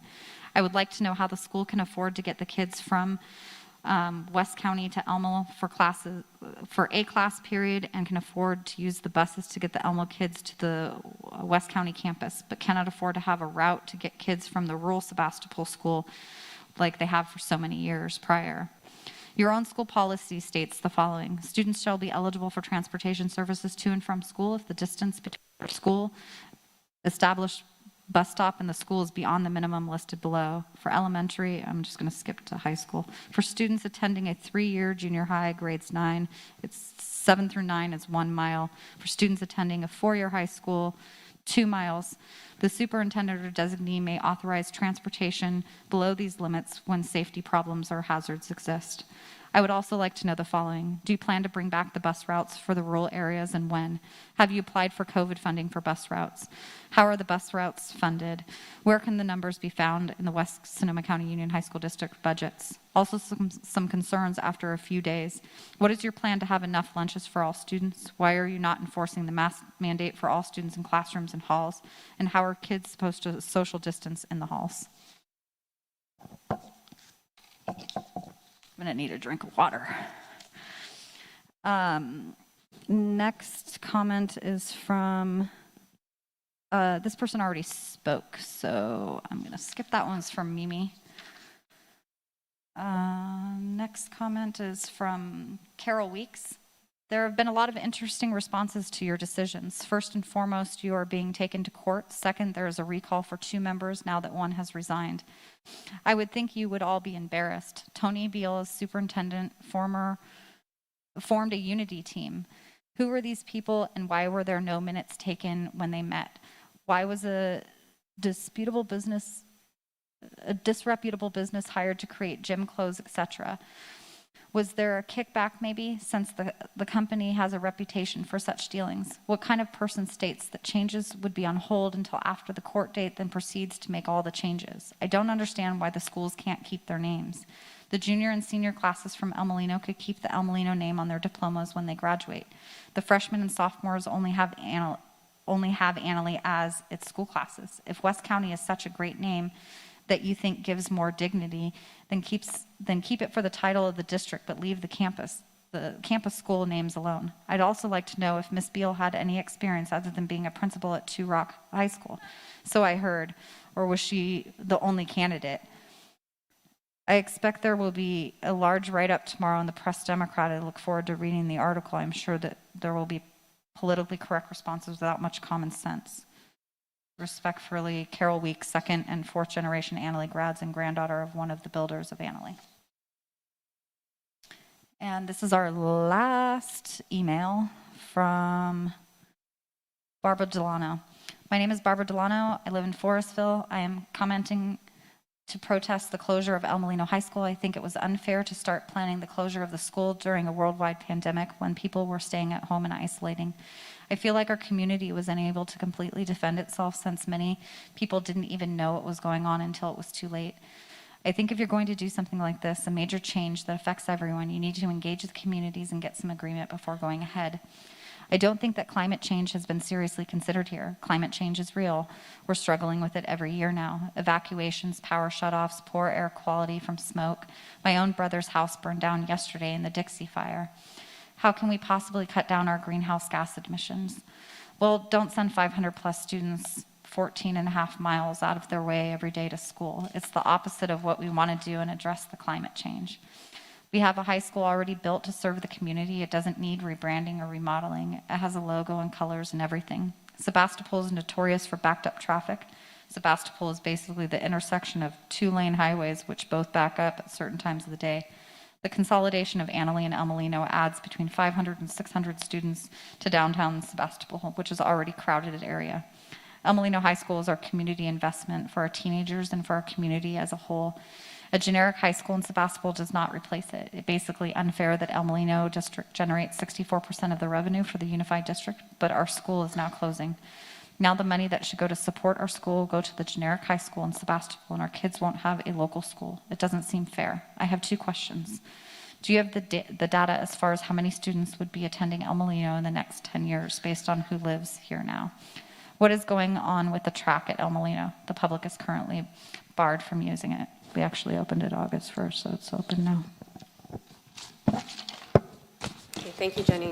All right, now we will move on to the consent calendar. Can I have a motion to approve the consent calendar?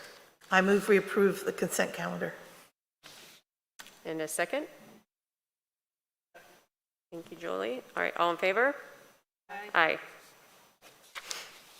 Okay, now, Angie, for our action items heard in closed session. There's no action taken. Okay, thank you.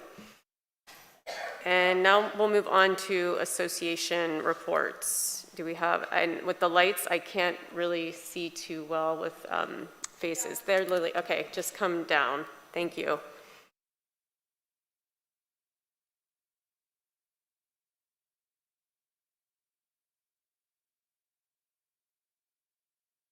Hi, I'm Lily Smedshammer. Oh. Okay. That is too bad. That okay, is so really unfortunate, Lily. Okay, thank you. I'm Lily Smedshammer, and I'm the president of the West Sonoma County Teachers Association. It's hard to talk to you tonight after all of that negative energy coming toward what feels like us, I have to say. Like, in a school district, we are us. And I'm a teacher in the classroom. I have to tell you that it's going surprisingly well from what I'm seeing in my classroom and around campus. Yes, there are bumps. Man, I'm speaking off book, and that's always a mistake, right? But I just have to be honest with you.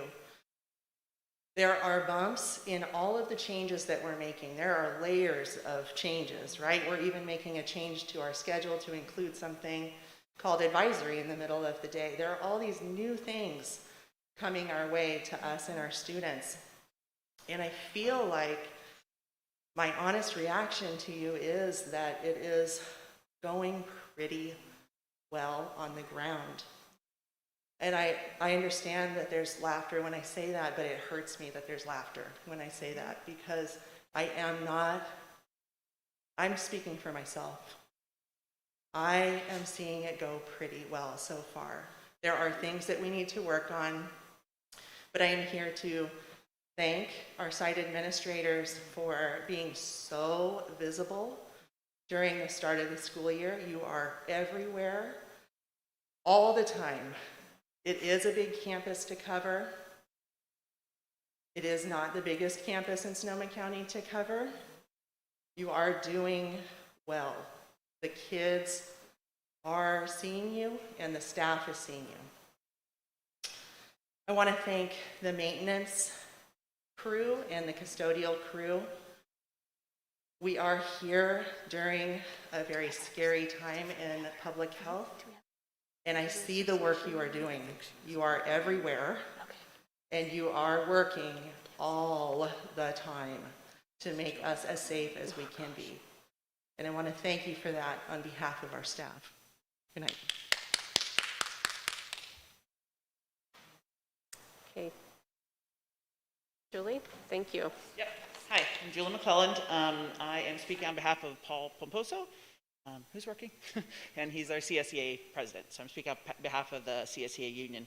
So our CSEA members have been doing their share to move our schools' new campuses and to move them, and welcoming everyone in many departments, working many hours and doing whatever it takes and whatever we can do to make this work for our students. There's some people who are working very long hours. We'll be having our first union meeting of the school year next week with our members. We're going to having it on Zoom because we're finding that's actually working better for our members, because often some have gone home and then they don't have to come back to campus. Personally, I'm looking forward to we can be together, but it's a large group. We're looking forward to finishing up our salary comparison study. The Committee of Classified and District Personnel have worked hard to complete the job descriptions, just as we are interrupted by the shelter in place, which, caused by the pandemic. We're looking forward to reconvening in September to finish the work. We're hoping that bringing our classified salaries towards a living wage will help us retain our hardworking, knowledgeable members in the district, a goal that we and the district have been working towards for a long time. Thank you. Thank you. Now we'll move on to our principals' reports. And I think I see Allie. Allie, do you want to go first? Yeah. Welcome back from summer. Thank you guys for being here. I want to take a second to thank Lily for her honest and open words. And I also feel that pain, but I'm going to try and knock off script. So I want to say a huge thank you to Jenny and Denise for getting our campus ready last summer. And an even bigger thank you to Bruce Myers, who's our special education teacher, who has taken it upon himself to hand water the Memorial Rose Gardens to make sure that they survive. One of our goals at Laguna this year was to create a restorative culture on campus. And we are in the first year of our 3-year restorative plan. We're doing this because traditional forms of discipline we know don't work, and they particularly don't work for our population. And we want to rely on teaching kids and relying on kids' growth in order to correct behaviors when they make mistakes. And so in doing so, our first year is all about building a restorative community through positive relationships on campus. And so that is what our primary goal is this year. And to start the year, we did 2 things that really, I think, were hugely successful and powerful for our kids. One, on the first day of school, rather than have a traditional day of school, we did an all-school orientation. And we have never done this before. Big, huge thank to Jeannie and Angie, who were there. I appreciate that. And Tony, who was also there. And so on the first day of school, rather than jump into content, we focused on circles in order to build our community and to build our family as a Laguna family. We made sure every single kid had a backpack and had school supplies, because as was stated earlier here tonight, we represent the most vulnerable population in our district, and there's no better smell at the beginning of school than a new sharpened pencil. So all of our kids got school supplies, all of our kids got backpacks. We also made sure that we had student panels, and Erin over there, who's an absolute phenomenal educator, and Jennifer Herman, who I think stepped out, spent the day with us as well, making sure all of our kids know that we are providing for them teen clinic services on campus because we love them and we support them and we want to make sure they're healthy. So thank you to Erin for that. We also had our phenomenal counselor, Shannon, make sure every single kid knew exactly what their path was to graduation and made sure that every single kid knew that we are looking out for them to graduate, but also to make sure that they have a plan for after they graduate, because they're ours for the next year or 2, but we also want to make sure every single one of our kids is taken care of when they leave us. All of our teachers are now advisors. Like Lily talked about as well, we are also implementing an advisory. And so all of our teachers got to meet with their small advisory groups, which is kind of like your parent on campus. It's the teacher you go to. It's that one person on campus who you know you can always rely on. They're not your teacher necessarily for content. It's just to be able to have a person to always be able to go to. And then we had a big, huge pizza lunch. Thanks to Rye Food Services, they provided pizza for all of our kids. So that was our day 1, and that was our foray into our building this restorative culture. Shannon Lowy and Bobby Rose, who's our counselor and our outreach therapist, were responsible for planning orientation, and they did a phenomenal job, so I'm really proud of them. And the other thing we are doing in order to build this restorative culture on campus is advisory. And for us, advisory is purely the power of connecting through the telling of stories. We use something called counsel. Counsel is where we sit in a circle. We have our restorative or our agreements about the circle and how we interact within the circle, which we use to teach kids how to respect each other and how to listen and the power of listening. And so we are in week 3 of our advisory, And so we're teaching them mindfulness breathing so that all people can learn to self-regulate and all kids can learn to self-regulate. And we are allowing them to share their own stories and their own truth within the circle that we are also a part of, so the kids get to see us as humans as well. I also wanted to talk a little bit about our specialized programs. I talked a lot about last year about creating the need for programs that are different than what the kids potentially got on a traditional environment, high school campus. And so we've tried to be very non-traditional. And I have to say I'm so proud of my campus. I'm so proud of my teachers and my staff, because we've spent a year planning this, and like it's there and it's working and we're doing it. We started a construction program, as I've talked about, and our construction programs were immediately full. So they were on the third or fourth day. We had enough kids who came in that like they're full. Like we have 2 sections now of kids. And our new construction teacher, Joe Makurowski, is teaching them how to, right now they're creating blueprints, but he's teaching them plumbing, he's teaching them electrical, he's teaching them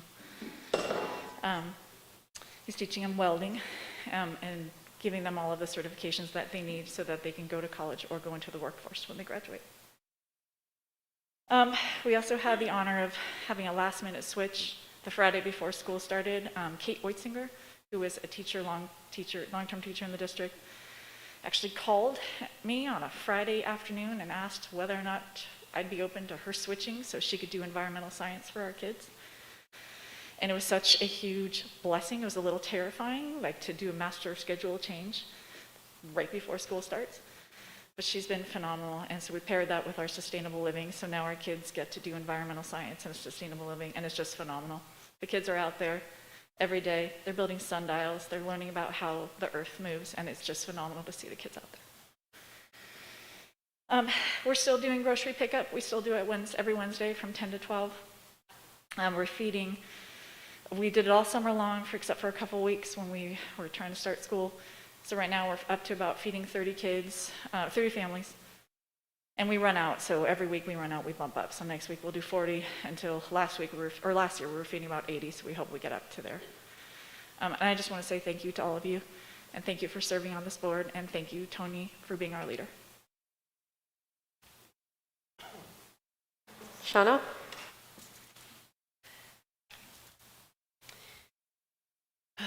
Good evening. It's really nice to see all of you here. It's nice to see everybody in person, and I do appreciate this opportunity. This school year has been a start like no other year that we have had in recent memory, and that's for a few important reasons. This is the first time in many, many years that we are starting as a consolidated campus. It's the first time we have ever had students return to school after a year and a quarter of mostly distance learning. And finally, we are returning to campus while the pandemic is still impacting our daily lives. While each of these issues has brought some challenges to our campus, some of which I will touch on later, we have had a very successful start of the school year. We have approximately 1,456 students coming to campus in our regular program. The classes are up and running.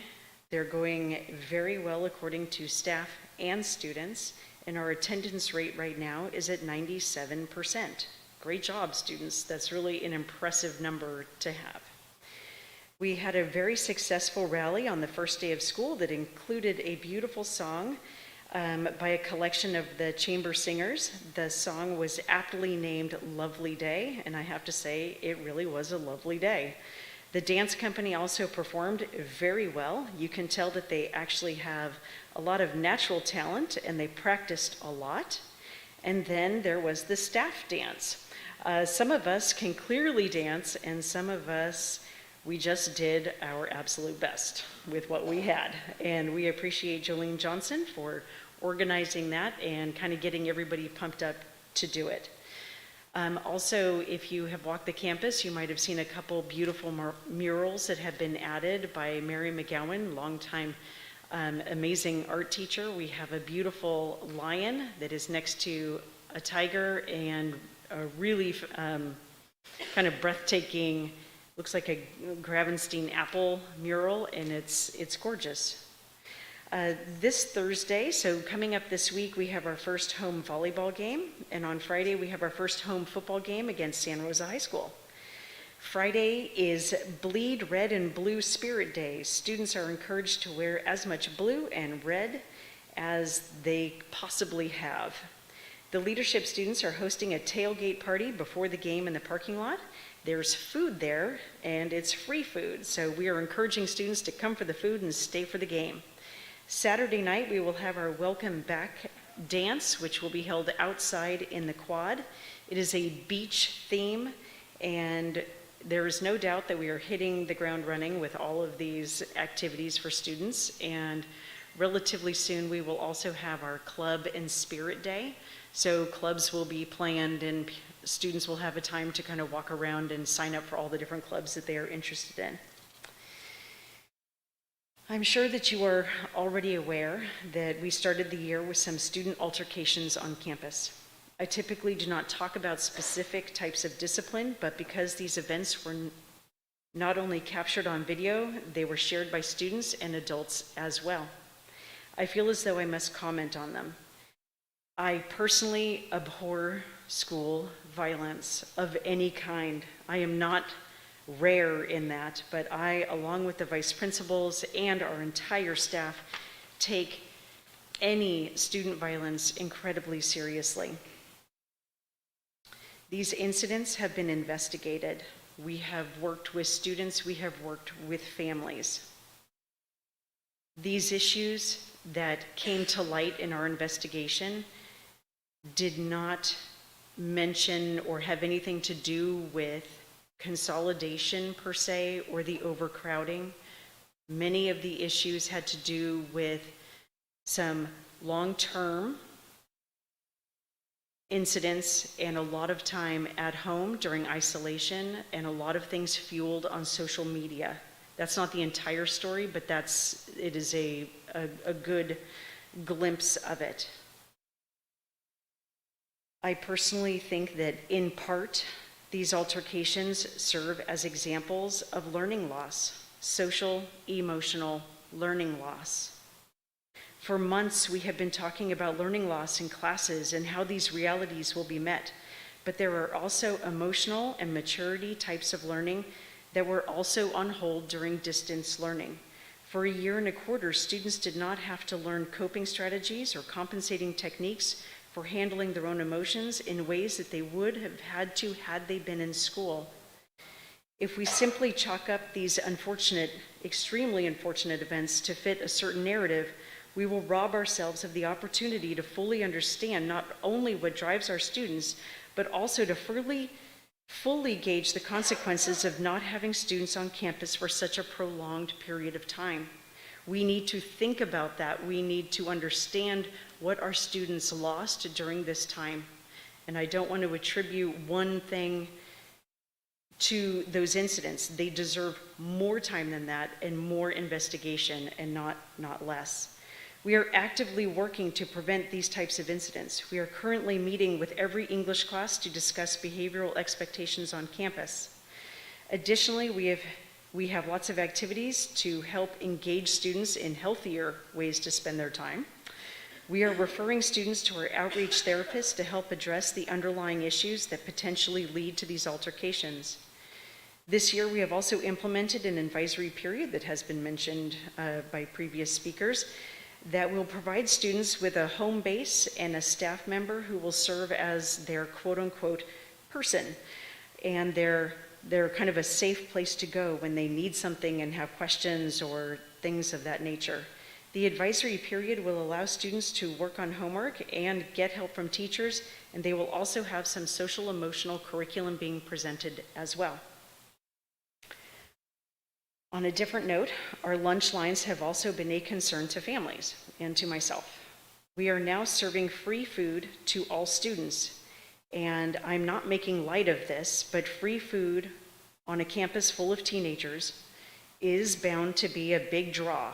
And it's especially so on something like Pizza Day, where we have a lot of kids that really do, they're hungry, they want the food, and they're right there. And I've been outside managing the line. I am not sitting in an office unaware of what's happening. I am outside watching this. And the line does die down within 10 to 15 minutes. At that point, there is still food available, and there is sometimes maybe just 2 or 3 people in the line. It goes really fast after that initial line. We will be bringing in more tables and benches for eating, and we are also considering offering another food service area at the Student Center A, which will also help alleviate long lines.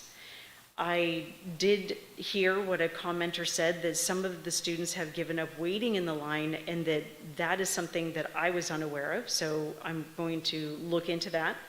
And I of course want all of our students eating. I do not want our students hungry.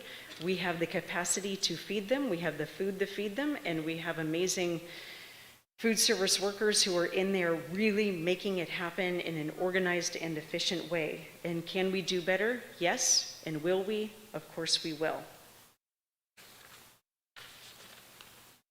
I want to finish by expressing my appreciation and thanks to the entire West County staff. The teachers are adjusting to the new and ever-changing circumstances, and it's not easy. Many staff members have been moved to a different campus, which is incredibly tough for many known and some unknown reasons that they have shared privately. Some of our staff have changed departments and classrooms, and everyone is experiencing what feels like a brand new school. The custodial staff is hard at work meeting the overall needs of the campus while also being responsive to the "I need you right now" types of incidents that always happen. The office staff is working harder than I have ever seen. They are the front line for all students and families, and I cannot thank them enough for their patience and their willingness to step in and help with the many things that are sometimes not part of their typical day. Finally, my administrative team, Danny Baris, Aaron Elliott, and Rachel Lassick, we have been going 100 miles an hour and supporting each other the entire way. Our entire staff is a team, and we are strong and committed to provide the very best educational experience that we can for our students. Thank you. Thank you. All right, now we will move to our board member reports. Jeannie, do you have a report this evening? Yes, I do. Thank you. I just wanted to tell Allie thank you for the invitation to join Lagoon on the first day. Angie and I went out there, and it was delightful just to see the kids and to kind of just listen in on their circles that they were doing. So thank you for allowing that opportunity. I also wanted to thank Tony and the rest of the administration staff, and actually all of the staff, for the warm welcome that I got at the district opening day. I had quite a number of staff come to me and thank me for my presence and for being there to support them. I think probably the most poignant part of that entire day for me was when we were able to roll out the Portrait of a Graduate that I know that I personally worked on quite hard for quite a long period of time. And I do know that I talked with some of the other folks who served on that Portrait of a Graduate committee with me, and we kind of felt like proud parents when the district finally was able to roll that out. So thank you guys very much for that warm welcome, and it was really great to see the whole staff and the especially the administration staff kind of come together and weave a really effective and delightful day for the staff for their first day. That's my report.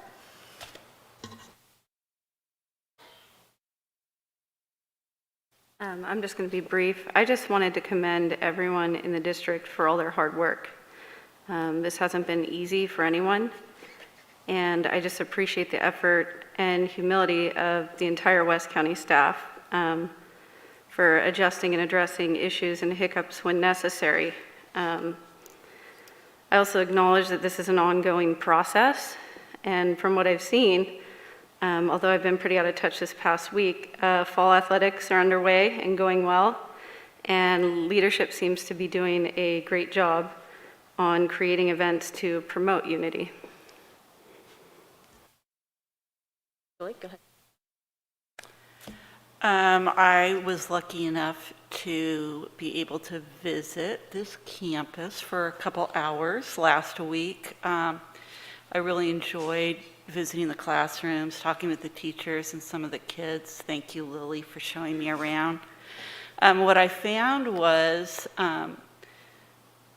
all the kids were so engaged, really well-behaved, doing their work, doing amazing projects in class. I also found the staff to be incredibly excited to have students back to work with. The whole feel of the campus was really positive. I was not here at lunch. I'm really glad to hear from Shauna that possibly they're looking at having another station for food services. I think that'll help a lot. There were some things I was concerned about, which I sent an email to Tony and Kelly about, and I look forward to hearing a report on the bond money because looking around, there are structural issues and concerns that need to be taken care of. So I look forward to hearing about what's coming and what's going to be done about those issues. Make sure that this site is safe for our kids to be here and, progressing on some of the leaks and things. But I really enjoyed my visit and I look forward to visiting Laguna next. Thank you. Thank you. And I too want to just send my thanks along to staff for all of the hard work that's gone into getting this year started. And I think it was mentioned by Lily, yes, there's some hiccups, and I also appreciate how some of those have already been addressed. I know I have a couple students that live on my street, so I was able to personally check in with some students around the lunch challenges, and they were able to report, yes, there are lines, and if you wait, you are able to get through. So I think just helping maybe get some education out and some of the information about how best to process through. But again, I just want to thank everyone for all the hard work that they're doing, because I know that there's a lot that goes into everything that's happening. And I do want to address just over the last several weeks, I have received a number of emails regarding the temporary name of the district, West County High School, and some of the actions that staff took to create a neutral environment to welcome students to the new school. Unfortunately, due to a family emergency, a personal health issue, and other family-related items, I was unable to respond to a number of these emails. And since I was unable to respond in writing to all the communications tonight, I wanted to just make a statement to address some of the concerns that have brought up in these emails. And I just want to reiterate what Superintendent Beal has stated and stated in many of the emails that she responded to, that rebranding was put on hold and paused. A temporary name was identified for this school year to help support students as they make the transition to this new school model.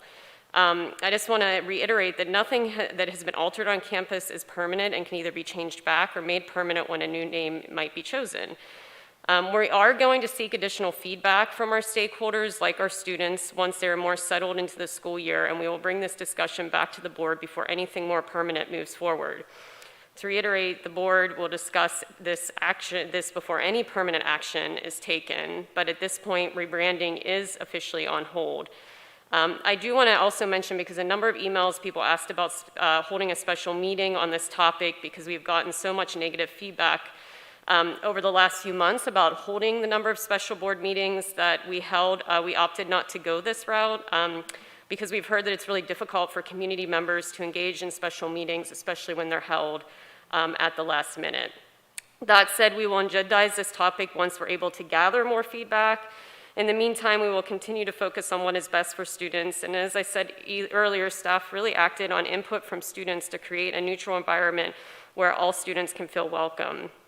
And I do want to report, as has been mentioned, while I know we've gotten a lot of feedback tonight, I have received also a number of very positive emails, comments, texts, phone calls, reiterating how the school year has been off to a very positive start. So I do want to just again thank staff for all the effort that they're putting into everything to help with our transition.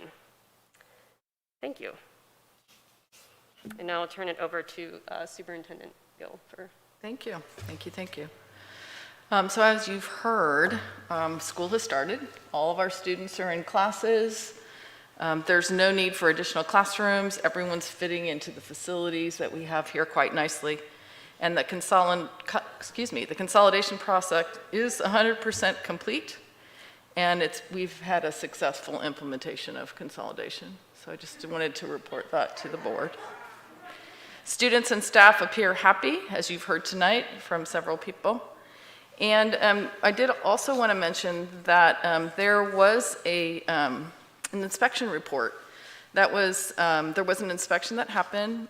Chief Braga and some of his staff came and visited toured the school with our school staff and produced an inspection report that was submitted on the 18th.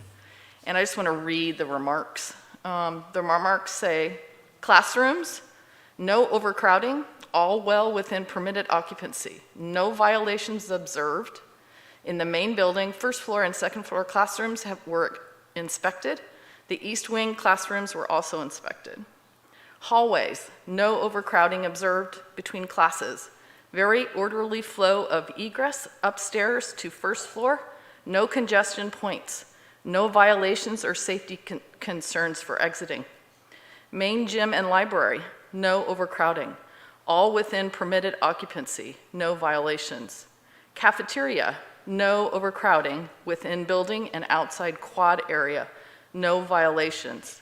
Complete site inspection will take place within the next 30 days. This was officially submitted and then it was emailed to our facility staff.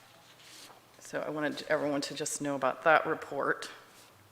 I also wanted to report on enrollment. Laguna right now has 59 students that are currently attending the school and 13 on independent study for a total of 72 students to start the school year. West County has 1,466 students in person, 79 that have requested independent study. There are several other students that are in specialized programs, so the total for West County is 1,571 students. We also have 16 students that are in non-public schools, so our district total, as of yesterday, was 1,659 students total in the district.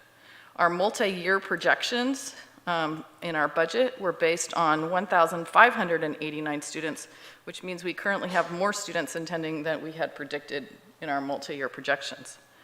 Last year, we did have more students. Last year, CBEDs, I can't read and my glasses keep fogging up, so we'll see if we can do it without them. Our CBEDs last year had a total of 1,784 students. The multi-year projections took into account what the Sonoma County Office of Education was telling us to do, which was figure a loss of students based on people moving out of the area due to COVID. So that's why that number was lower. So we are continuing to be funded this year on enrollment from the 1920 school year. So that enrollment was 1,839 students. So luckily this year, we are receiving more funding than we would if we were being based on our enrollment for this year. Next year, we will be funded on enrollment from the 22-23 school year or this year, whichever is greater. So as you can see, there's going to be a large drop in funding that's going to happen for next school year based on the fact that we will no longer be funded in the 19-20 school year, which we have been for the last 2 years. There were some questions about busing. So I just wanted to clarify some of those questions about busing. The annually routes were reduced as part of the fiscal recovery plan, and that happened in March. And actually, when I looked it up, it was actually March of 2020 when that reduction happened. It was part of the fiscal recovery plan, and that came as a suggestion from the superintendent's budget committee that the board then approved. At that time, we also reduced extensions to Cazadero, Fort Ross, and Bodega Bay. So we did all of those bus reductions at that time. Last year we were affected by COVID, so there wasn't a lot of information that had gone out last year because we were in COVID and buses weren't relevant. We did use buses during the hybrid model, and the annually bus lines did not work during the hybrid model, but the bus lines out to the other areas did. We did investigate the current ridership of the bus lines that we have going right now. There are 4 bus lines that are going out to the river area. Each of them are averaging about 40 to 45 students on each of those bus lines, except for one which has about 15 that are riding that bus. We have one activity bus that is going after school that is taking students home. There's a shuttle that goes from El Molino to West County and then back again where students are actually parking at the Forestville campus and then riding the bus over and then riding the bus back. There is a shuttle. There's actually, and this was actually, I didn't realize we were doing this one, but there is a shuttle that's going from West County and taking students to Laguna. So there is a bus that is doing there. So if there are Laguna students that need a ride from this side to Laguna, they can take that bus. And then there's also, of course, there's the shuttle bus that's taking students to the 6th and 7th period class. In terms of cost, I did ask the bus service to give us an estimate of what it would cost to reinstate those annually bus routes. And because we are part of a JPA for our transportation and our charges over a 3-year period. So we don't realize the full cost until we get to the 3rd year. So year 1 of reinstating that bus line would be $100,000. Year 2 would be $162,500. And in the 3rd year, it would cost the district $225,000 to reinstate those routes. There would be the reason why that those costs are a little bit higher is the fact that we have moved per state regulations to the 8:30 start, and elementary schools have not moved, so we would have to have a different bus route for those buses. I did want to also report about summer school. Allie Green was our principal for summer school, and it was held out at the Laguna campus. There were about 290 students in summer school, and about 80% of them earned all the credits in summer school. Students were allowed to take up to 4 classes. There were 12 students that actually finished 4 classes. There were 45 students that did 3 classes, 219 students that did 2, and then all 290 of them finished at least 1 class. So it was a very successful program. It was a combination of both in-person and online. So very successful. One other thing I did want to mention is water rationing. We've been alerted by the city of Sebastopol, and we anticipate that the Forestville is soon going to give us this announcement, but we need to reduce our water usage by 25%. So what that means is when you're going to be looking out at our landscaping and our fields, they're going to look a little worn and starting to turn brown. But there's not much we can do about that in terms of the reduction of watering. So we do expect this mandate to get worse as the fire season ramps up and the drought continues. So just an FYI if people are looking around at the landscaping. And that's it for my report. Thank you very much. Okay, now we will move on to our discussion and action for this evening.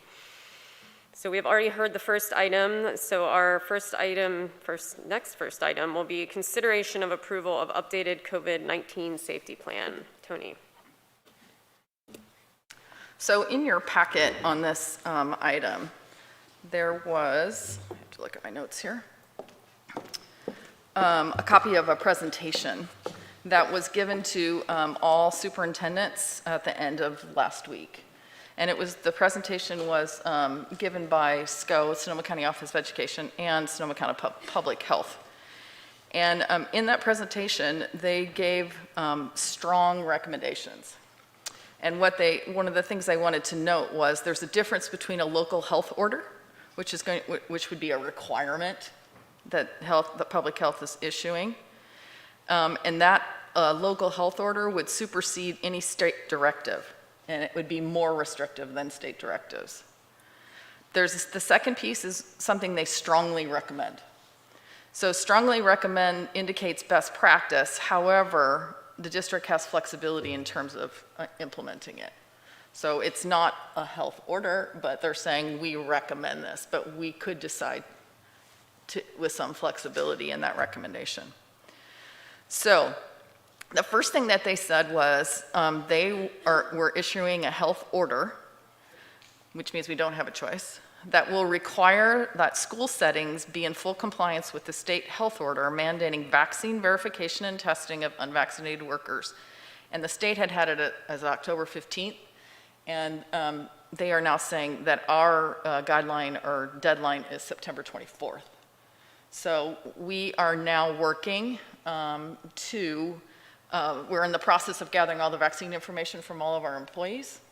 And anyone who has not been vaccinated, we are going to be implementing, I'm looking over at Jenny because she's helping with the testing. We're going to be implementing the testing beginning next week? The 13th. The 13th, okay. So we will be implementing weekly testing where any staff that has not been vaccinated would have weekly testing. And any students that are under isolation or quarantine would also be able to utilize that testing service as well. And that will be sent, the testing will be done here, and then it's actually sent away for the results, and then we get the results. So we will be implementing that in the next couple weeks. Okay, so then the next thing. The next thing is that masks are now strongly recommended outdoors in most situations. And brief socially distanced mask breaks are acceptable, and the recommendation is just a recommendation, it's not a health order. So the question here is, do we require, do we as a district decide to require masks outdoors, or do we leave it as only a suggestion and not a requirement at this point? So that's one of the things. I'm going to go on with the other ones and we can come back. The next thing that they're strongly recommending is that all schools offer weekly surveillance testing. We're going to be doing that, so we've complied with that. And the other suggestion or the other guidance that they're strongly recommending is that there be no overnight field trips. And also that there would be surveillance testing of all athletes and coaches with weekly or twice weekly, either weekly PCR tests or twice weekly antigen tests. And that for high contact sports, they're highly recommending proof of vaccination or a negative test within 72 hours of game play. So like for football where there aren't any masks worn, those athletics would need to show proof of vaccination or negative test. Now, I did reach out to our athletic directors, and there has not been any guidance yet from CIF. So there hasn't been any guidance that has come from the state or CIF or NCS in terms of recommendation for masks or testing of athletes. So that hasn't happened yet.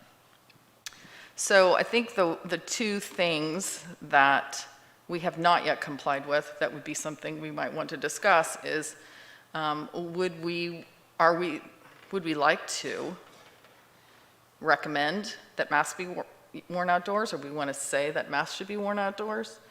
I think from speaking from my observations around campus, most students wear them outdoors anyway. Most of them just don't take them off. Most of them walk outside with them on and then, take little breaks to breathe. And so I don't know if there's any thoughts about that. We could just strongly recommend them at this point to follow exactly what the guidelines are from the public health, and not mandate them at this point. I think we have to watch the numbers, I don't think it's something that can be the same all the time. Mm-hmm. I think that we have to carefully watch the numbers and require them to wear a mask outdoors when that's needed because of an increase in COVID cases in our area. That's my opinion. I would say aligning with the public health. I mean, everything we've done has been aligned with the direction we've gotten from public health. So if they're strongly recommending it, I think that's the language we use. We would use too. We watch the numbers, and if we notice, like, I mean, if our numbers on campus are going up, then we might have to make adjustments. But I think we should definitely, at the very least, align with what public health is directing us to do. So then the language in our COVID plan, I'm looking at Jenny again because she updated the COVID plan, would be that we're strongly recommending masks outdoors. Just for clarification, you want me to update the plan for masks, obviously mandated inside, and strongly recommended for outdoor? So it'd be exactly the same language as public health gave us. Thank you. I think, though, that we should have the option of requiring them if that becomes necessary. Yeah, would we have to come back and update the plan if we needed to move to You requirement? do not need to come back and update the plan, but prior to right now, back when we were in hybrid and whatnot, we had a tiered system that the public health identified to us when the numbers got to a certain area. They're no longer doing that, so I need direction on if we're going to move into requiring outdoor masks. What threshold are you asking us to look at? Because the pandemic is metamorphosed a little bit because of the vaccines being so readily available, that the tiered system is no longer applied. And so while I appreciate the comment of looking at the numbers, we're not entirely sure what to do with those numbers, because right now, if you look at them, they're higher than what they were when we went into lockdown back in March of 2020. So I don't... We could just follow the guidelines of public health. So if public health is strongly recommending, then we strongly recommend. And if public health looks at the numbers and says the numbers are way too high, we're going to mandate it, then we would come back and say, we're mandating it. That's something we can do. That works for the plan. Yeah. And I also realized I forgot to get an action on this. So I need an action to... Right, it's a consideration approval. Thank you. Second? I'll second. Thank you. Okay. Any other clarifying questions or comments before we open it up to public comment? I mean, I would just say that we could also follow the same thing with, well, we could not put any specific recommendations yet for sports until we hear from CIF. Could just wait and follow CIF for that. I think that's the preference of the athletic department, because it would put us at a disadvantage potentially. Yeah. All right, any other clarifying questions from the board? Okay, do we have any public comment on this item? We do. We have 2 public comments. First speaker is Gillian Hayes. Second speaker is Christine Dufond, but I also have Christine's letter here, so I wasn't sure if she was still here. Are you here? Oh, perfect. Thank you. Sorry, can we get clarification? Are we going back to 3 minutes? Because Denise needs to reset the clock. What do we think, board? I can do 2. Are you okay? I don't need 3. Yeah, I think we just stick with 2. Yeah, we have a lot more to talk about tonight. I don't know, do you? I don't know. I kind of need 3. She needs 3. I'll do like a minute, and she can have 3. I'm good with that. I'm on? Okay. Well, she asked for 3, so I would take 1 and give her 3. Yeah, I think maybe, I think we're doing 2 minutes. I'll read the end of your letter if you want.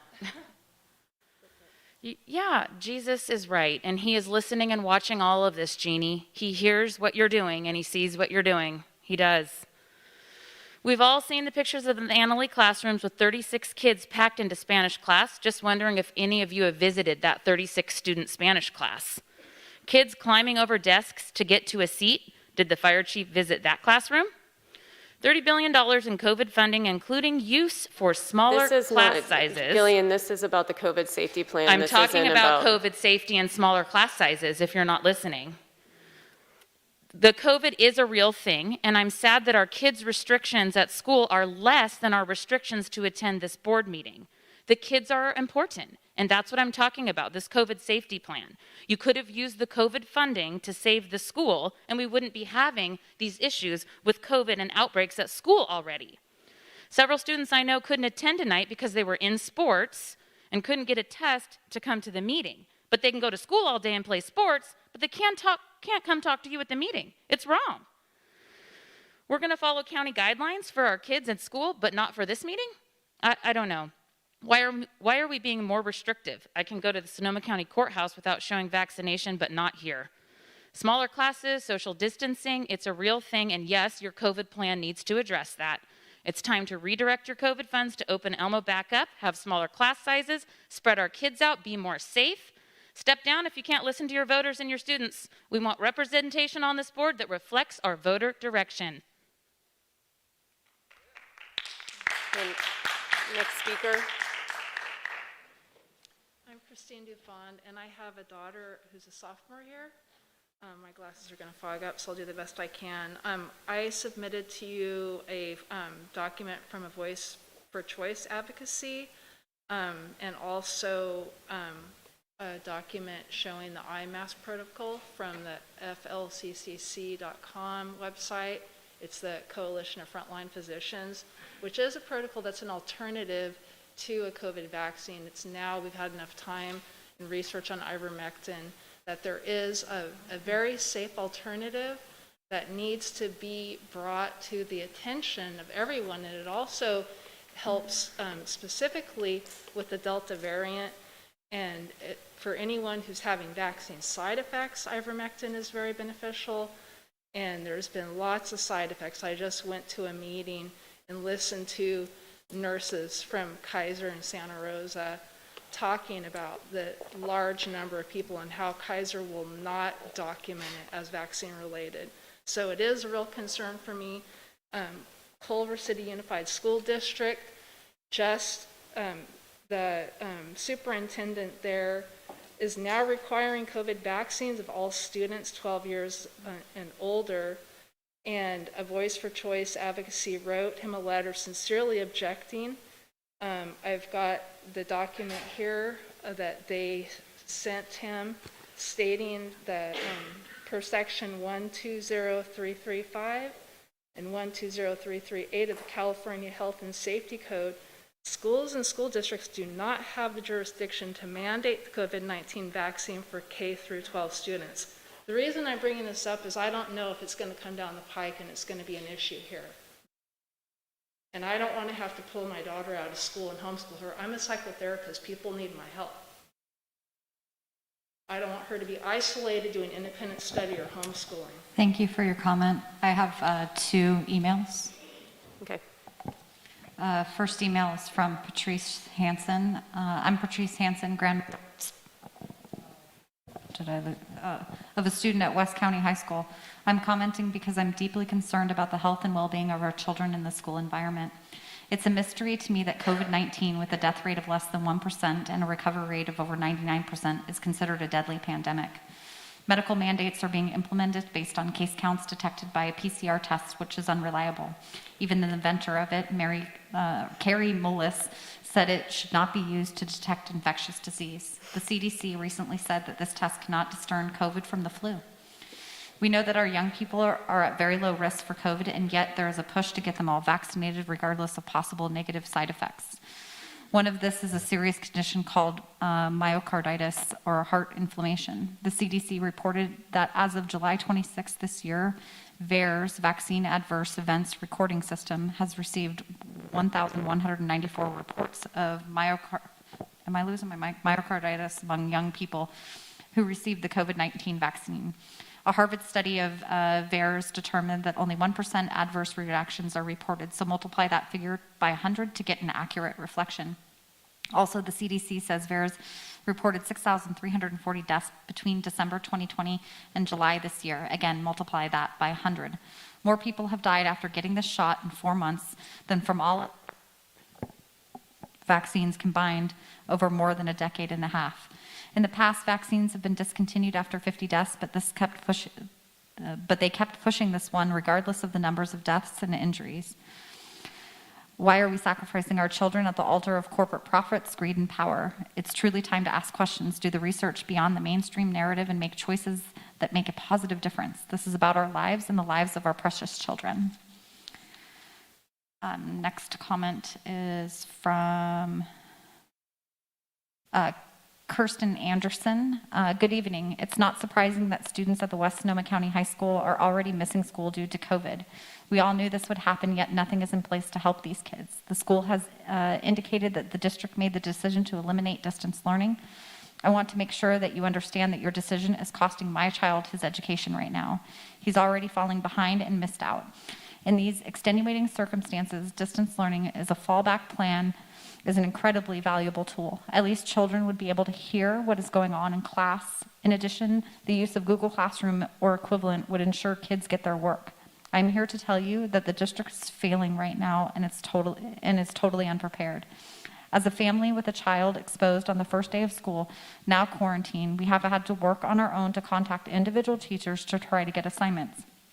We are waiting for responses to even figure out what work he needs to do, and he's also missing all discussion from the classroom. Based on conditions in our community, as given our children are going to be out because they are quarantined. It is the district's responsibility to make sure these kids receive their education. The district is totally unprepared and kids are already falling behind. Right now is a critical time for our students. They are learning, the learning expectations are getting caught up from less than desirable last year. Everything needed to support them was in place at the end of 2020-21 school year. Where is it and why is it not being used? Our students need your help. Please consider giving quarantined students the option of joining classes via Zoom and require that teachers use Google Classroom to keep it up to date. Thank you.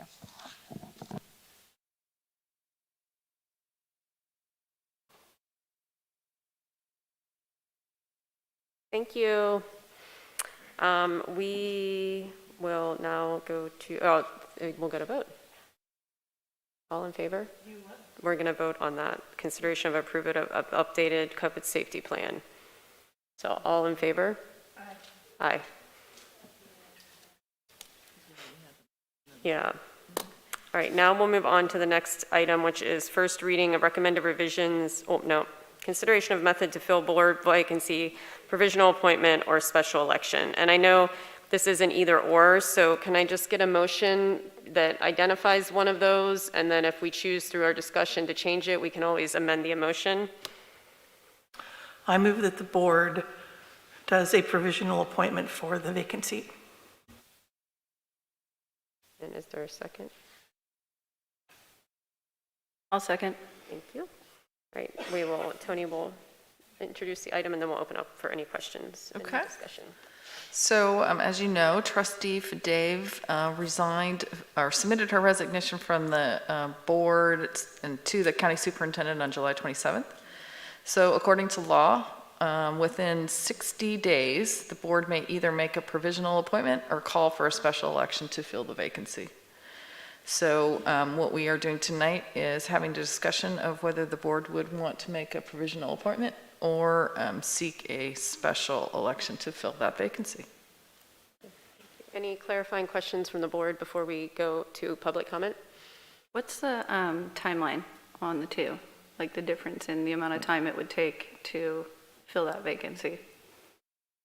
So we have to make the decision within 60 days. I think she wants to know, so if we did an appointment, what's the timeline for that versus if we did a special election, when would we actually do the special election and when would the person actually get appointed? When would that board member be seated? Either way. Well, if you do an appointment, that person would fill the vacancy until the next election of the board. So if we do what an you're asking? appointment, no, I think if we do an appointment, we would sometime within if we could, the next board meeting, do interviews. Yes. And then that That's what person she's gets asking. seated. Got it. Immediately, and then would serve out until the next election. If we do a special election, I don't think it would happen then until March, right? It's the next regularly scheduled special election time period. I believe so. And then there's also a cost associated with it, so we'd have to pay for the election. Which is estimated at, what's it estimated at? On election, it's 150,000. Yeah. Kind of depends on if there's something else on a ballot. Yeah, if there's something else on the ballot that shares the ballot, then it wouldn't be as much. Okay, thank you. But if there's an election, then that person would fill the seat until, they would fill out the rest of the term. If there's an election, it's the rest of the term. If it's an appointment, it's just into the next board election, which would be November of 2022. Okay. Any other questions on that before we open it up to the public comment? Okay, Jenny, do we have any comments on this item? Yes, you have one public comment, Ms. Gillian Hayes.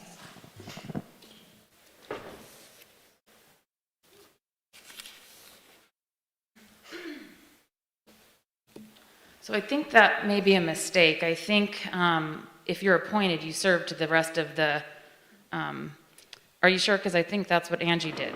No, Angie is still, she just got appointed in roughly Yeah, a it's year the rest ago. of the term she serves, right? Right, well, or until there's a regular elections. And we haven't had a regular election, so that's. Okay. All right, well, we asked you to fill 3 vacancies tonight. March 10th, I brought you 600 Lions parent signatures and voters who didn't support your consolidation plan. You ignored us. I want to fill 3 positions. Now we have 9,200 signatures, Kelly and Jeannie, from people that want you to step down. Listen to your voters. Do the appointment. Don't do the election. We don't have 100,000. We don't have 150,000. That's our kids' money. Save the money for the kids.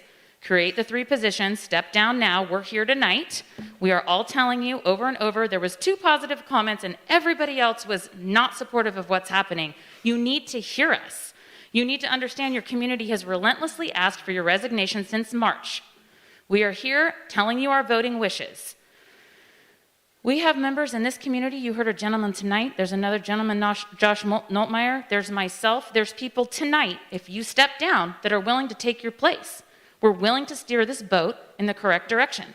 So I suggest that you appoint the positions for 3 people once Kelly and Jeannie step down. You need a West County representative to balance your voter representation. My heart's breaking for these kids and all that I've heard tonight, so much worse than it needed to be. I hope it all hits your heart deep. I hope you hear the kids and the teachers' pain. Not just the good things, but what about the ones slipping through the cracks having a hard time? Quit digging in your heels on your poor decisions. Step down now. We are united. 3 of us are ready to step up. These parents want to take over. We'll take over tonight. We will move the direction because we want you out now. We'll be like the Oakley School Board. Step down so that we can take over, and you won't hinder us. We will not stop until you step down. We won't stop. All right, bringing it back to the board. Bringing it back to the board for our vote on that item. So the motion on the floor is to fill that with a provisional appointment. All in favor? Aye. And then we will do that process at our next board meeting. We'll begin the process looking for applicants, and we'll do that process at our next board meeting.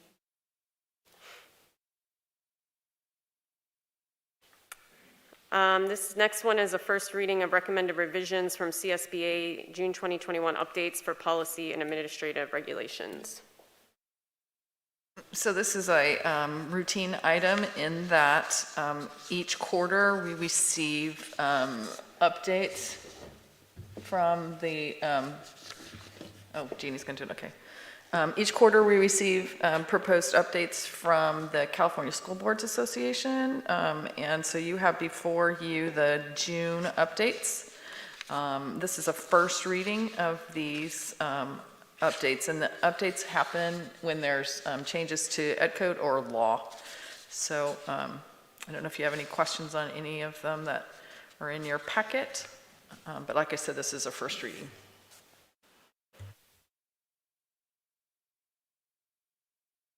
Jenny, is there any comments on this item? There is not. Thank you.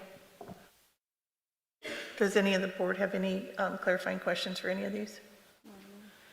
Okay. So we can bring these back, Tony, to consent calendar next meeting? Or do we need to?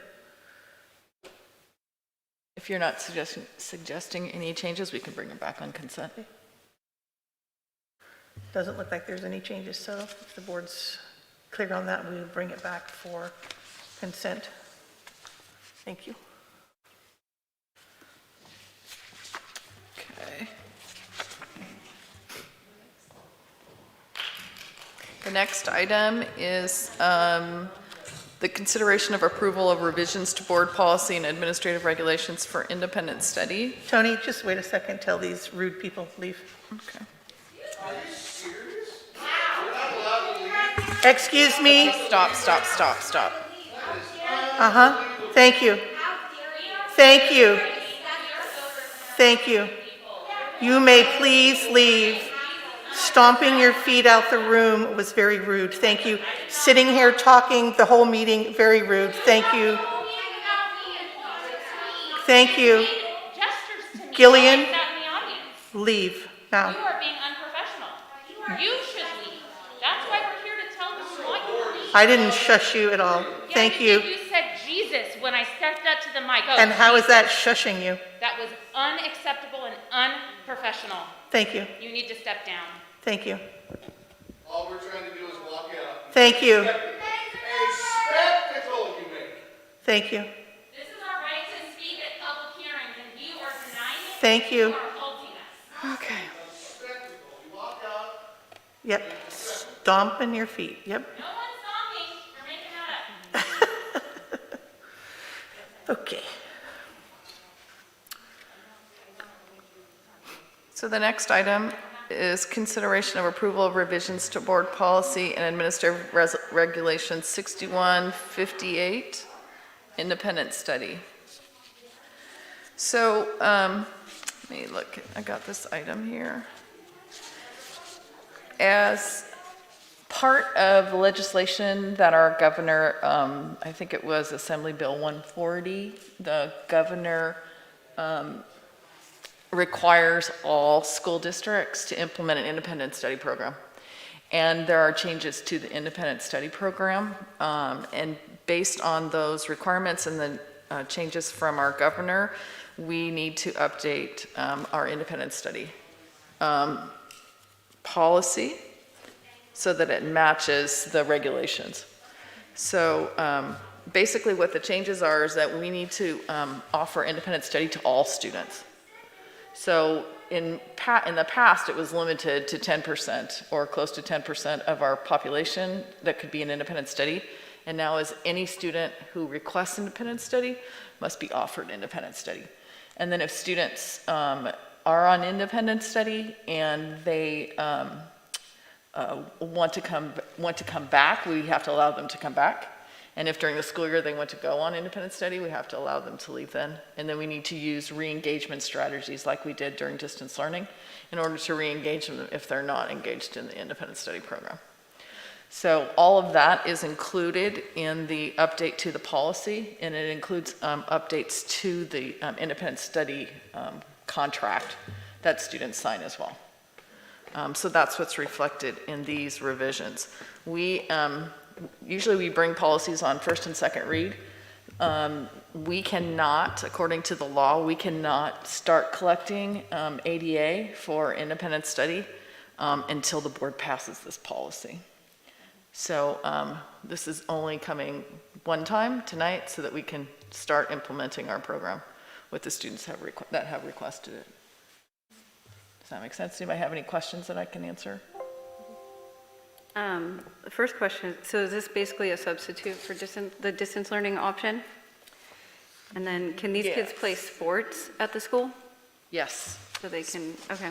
Yeah, sports are still, anyone who participates in an independent study can also participate in any of the activities or the sports. So they can't be penalized for choosing to be on independent study. And then do they have to wait till like the end of the semester to rejoin, or they can just? No, they Okay. can at any time come to us and say, I'd like to be an independent study, and we need to find a space for them in independent study.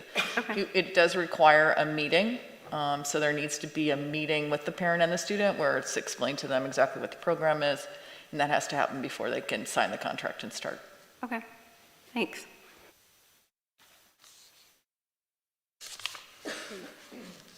Are we ready for public comment on this item? Do we have a motion?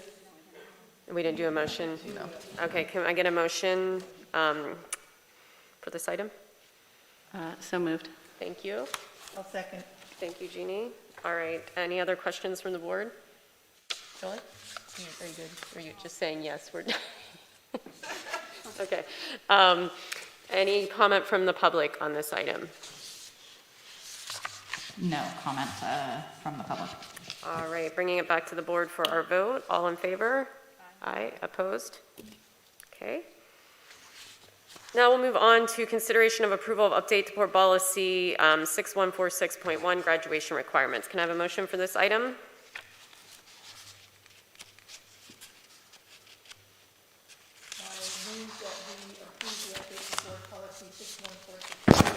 Oops, sorry. In a second? Thank you, Julie. All right, Tony? Trying to get to my page in my packet here. Here it is. Sorry about that. It's hard with one hand. So, okay. So Assembly Bill 104 was also passed by the governor. There was a slew of bills that were passed in mid-July, which is why these are coming to us now. But Assembly Bill 104 from the governor said that graduation, remember last year we talked about variance in graduation credits for our seniors due to COVID? This, what we're asking is that the variance in graduation credit continue for this year because our juniors were affected last year by COVID. So that would fulfill the requirement in Assembly Bill 104 that we exempt all students who were in 11th or 12th grade during the 2021 school year and not on track to graduate.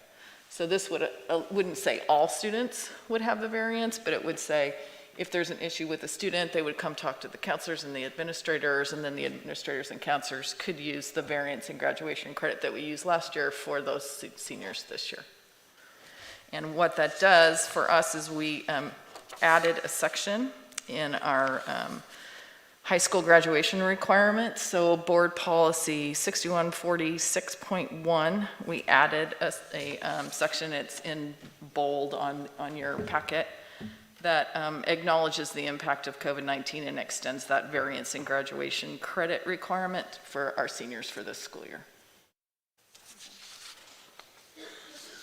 All right, any clarity? Angie? Is that in addition to, I know there was a new policy that was implemented that was like the pass or fail from the previous year where they could, do we have a way that we get this information out, or is it the counselors that are identifying these kids?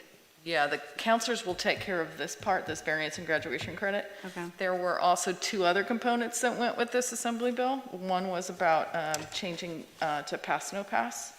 And that went out to people who were affected by it, and they are counseling, or they're contacting the counseling department directly.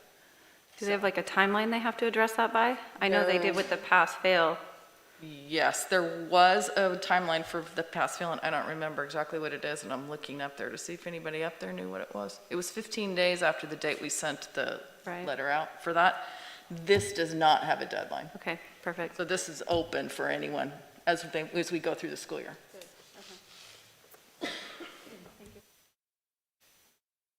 Any other questions or comments from the board? Or questions from the board? Not comments yet. All right, Jenny, any public comment? All right, thank you. Let's bring this back to the board for a vote. All in favor? Aye. Opposed? Okay. So now we'll move on to business services.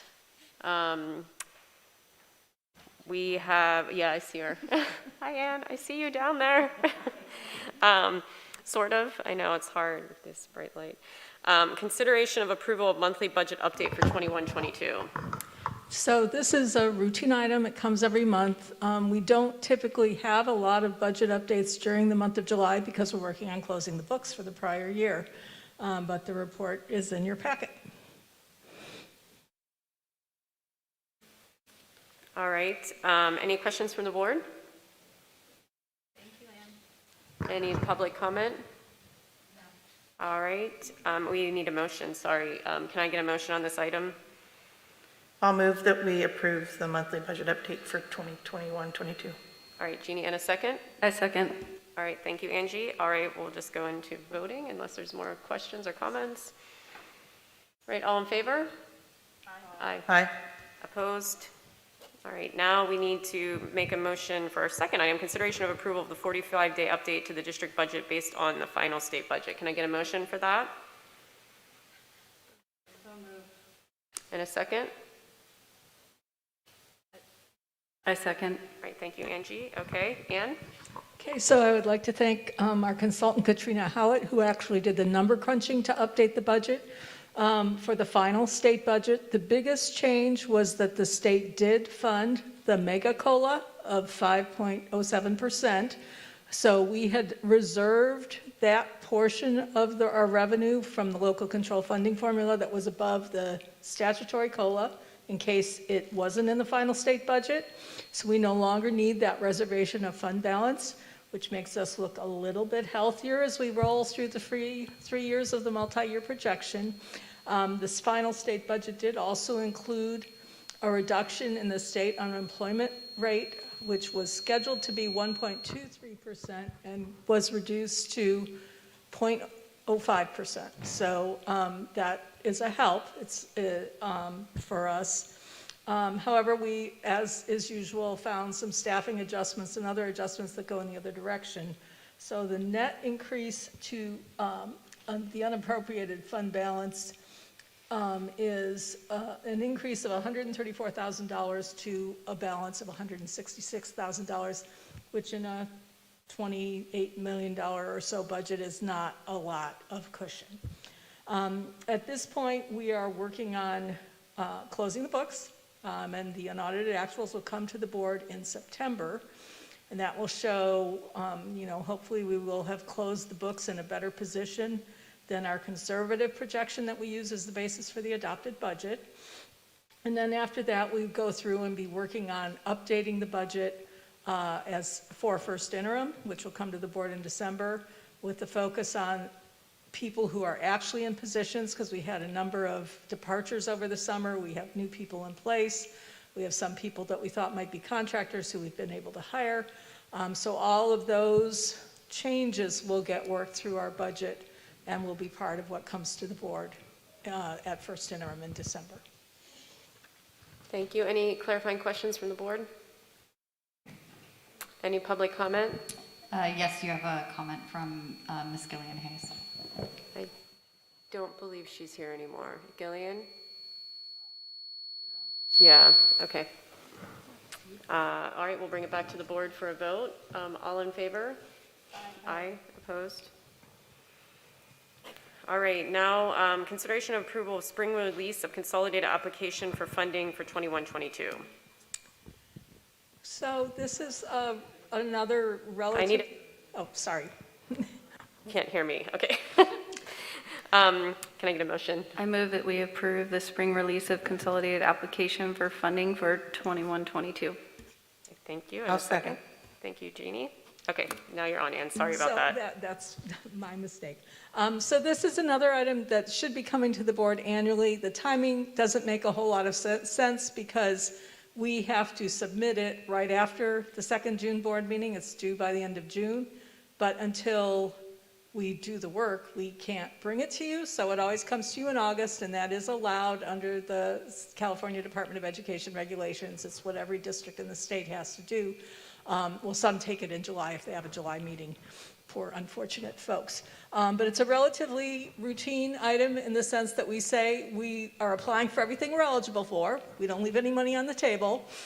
And then the other piece is the legal assurances, where in return for receiving these federal funds, we have to make promises of how we will use the money. And that was one of the attachments to the item. And they're pretty routine. I mean, we will follow the law. That's right. We won't discriminate. That's right. They're all things that we would normally do in the ordinary course of our business. Any clarifying questions from the board?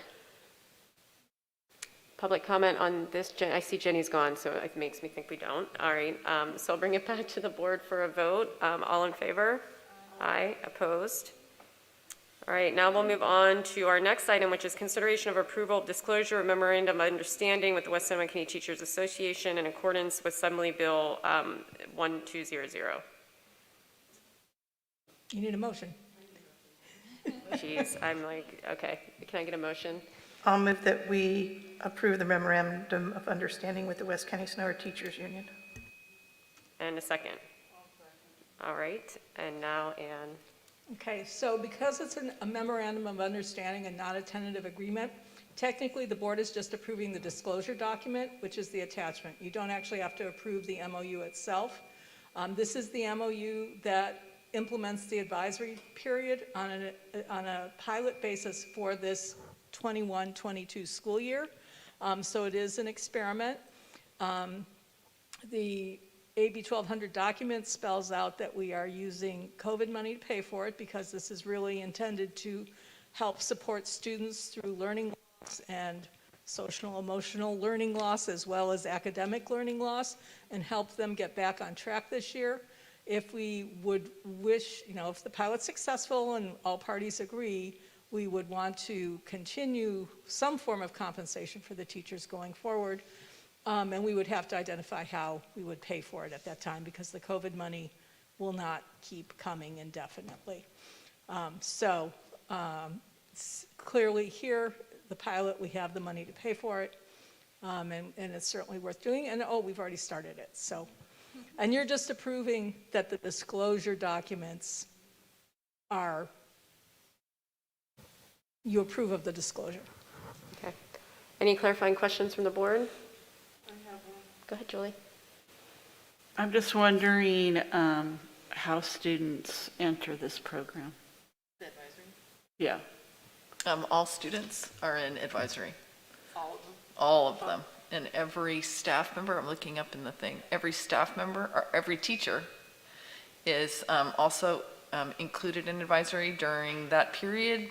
Students are in smaller groups. All students in the whole school are in smaller groups, and they are meeting with staff during that time. And there is a curriculum that's being developed as well. I just had a quick question.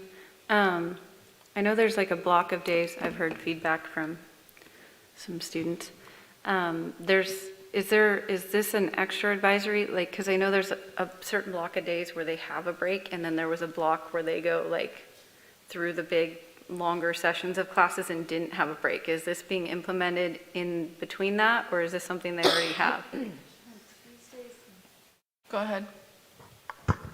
It's on Tuesdays and Thursdays, and I don't know the exact time and where it falls into the schedule, but Shauna and Allie are both still here, I believe.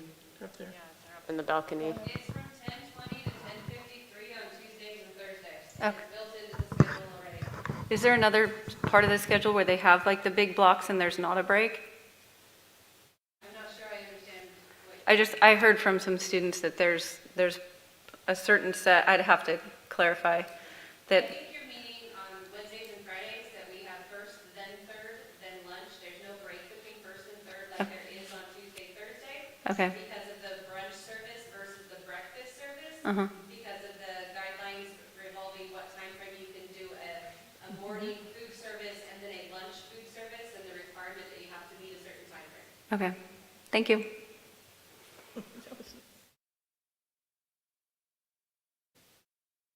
And I'm assuming no public comment on this item either. Okay. I will bring it back to the board for a vote. All in favor? Aye. Opposed? All right. Now we're moving on to consideration of approval of actuarial study for the post-employment benefit costs. Can I get a motion?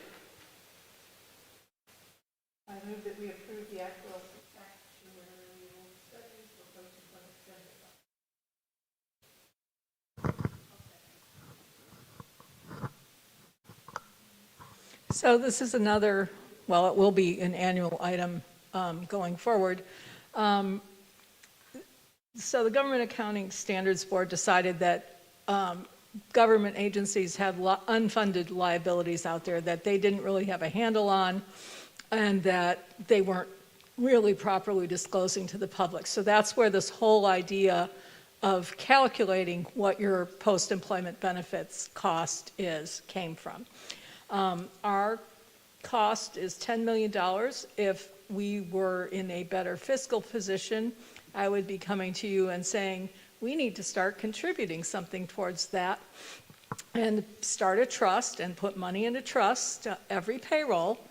And then eventually, the idea is that you should be funding this liability for health benefits after people retire during their working career. Then the money is in the trust, it earns interest, and it basically pays for itself as it goes. Right now, we have somewhere between $800,000 to $1 million of expense every year that we are paying for retirees. That is a significant cost to our budget. It's part of our collective bargaining agreements. We promised we would pay people who retire under age 65 benefits for a period of time depending on their tenure with the district. Many, not all districts, but many school districts have these kinds of benefits as well as other public agencies. But it is a big cost. So it's something to always keep in mind that we should be trying to come up with a way to at least start funding this liability. And that would actually give security to the employees too. I mean, because they typically think, well, then that's less money for raises. But no, it means that in tough financial times, we would never have to come to them and say, we want to renegotiate what our retiree benefits are because we have to make cuts somewhere. So it really is good for both the district and the employees to be putting the money aside as we go. We simply can't afford it right now. And we could start, certainly if we were to get some one-time money in any way, you can use that to make a one-time contribution to start a trust. But obviously we have to restore our reserves first. And I would really like to see this district have at least a 3% reserve in Fund 17 to be ready for the next downturn, because there will be a downturn someday. You all know it. At our size of under 2,500 ADA, we would not be subject to the reserve cap that is currently in state law. So we don't have to worry about that. If we, say consolidation of the West County schools happened and we went over that ADA number, one way you can manage your reserves is to put money into an OPEB trust. So it is something we really would be prudent to do for the future, but it's simply not possible now. Thank you. Any questions from the board? I have a question. Yeah. Is this new? It is new? No, this is not new. Okay, so my question is then, and nobody might not know the answer to this, I'm not sure, but when this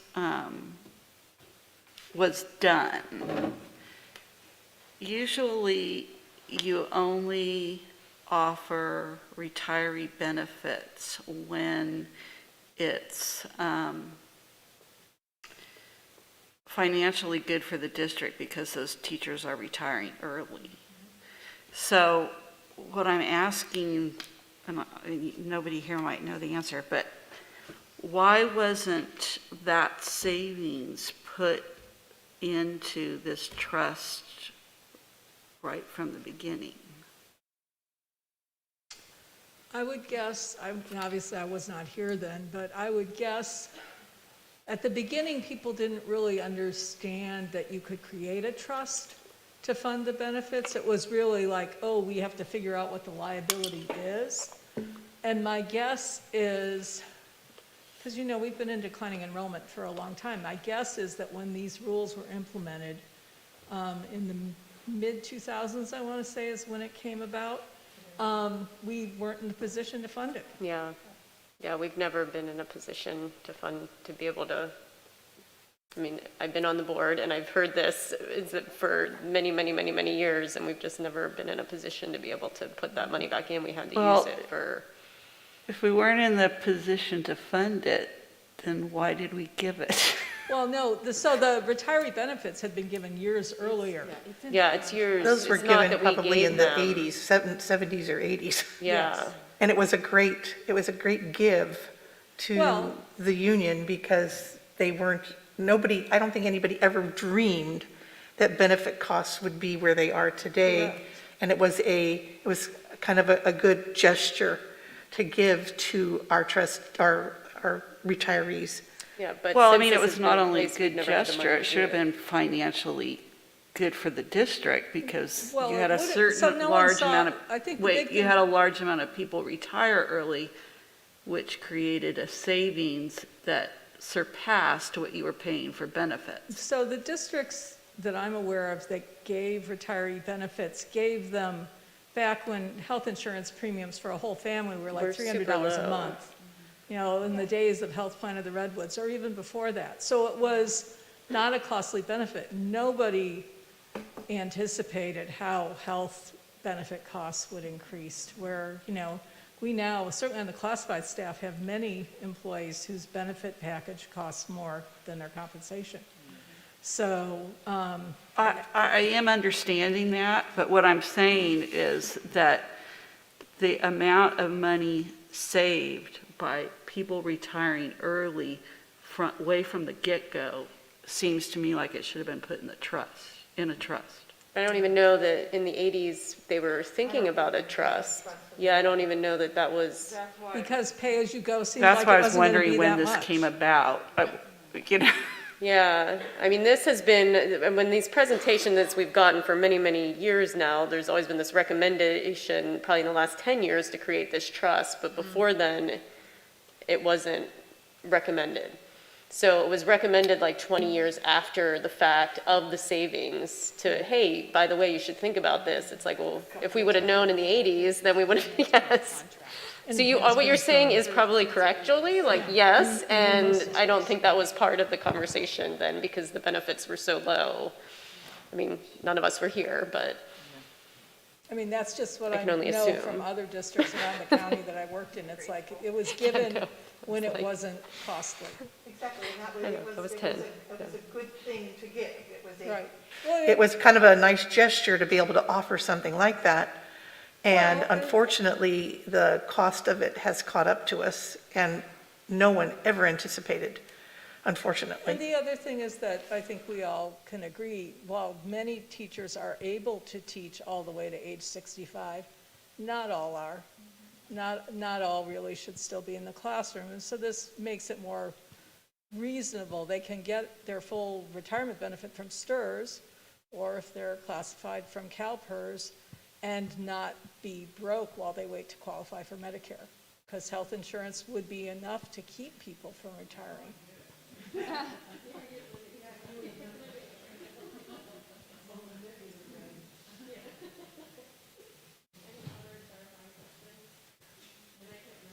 Ask if there was public comment on this item, and there's none, okay. Let's bring it back to the board for a vote. All in favor? Aye. Opposed? All right. So now we'll move on to human resources. Mia, so our first item is consideration of approval of monthly personnel report. Can I get an action? A motion? I move that we approve the monthly personnel report. Thank you, and a second? I'll second. Thank you. Okay, so I do have several updates because we weren't able to hold our board meeting last week, so I'm going to just read off the additions to what was posted in the agenda. Kate Oitzinger is being increased from a 1.0 to a 1.10.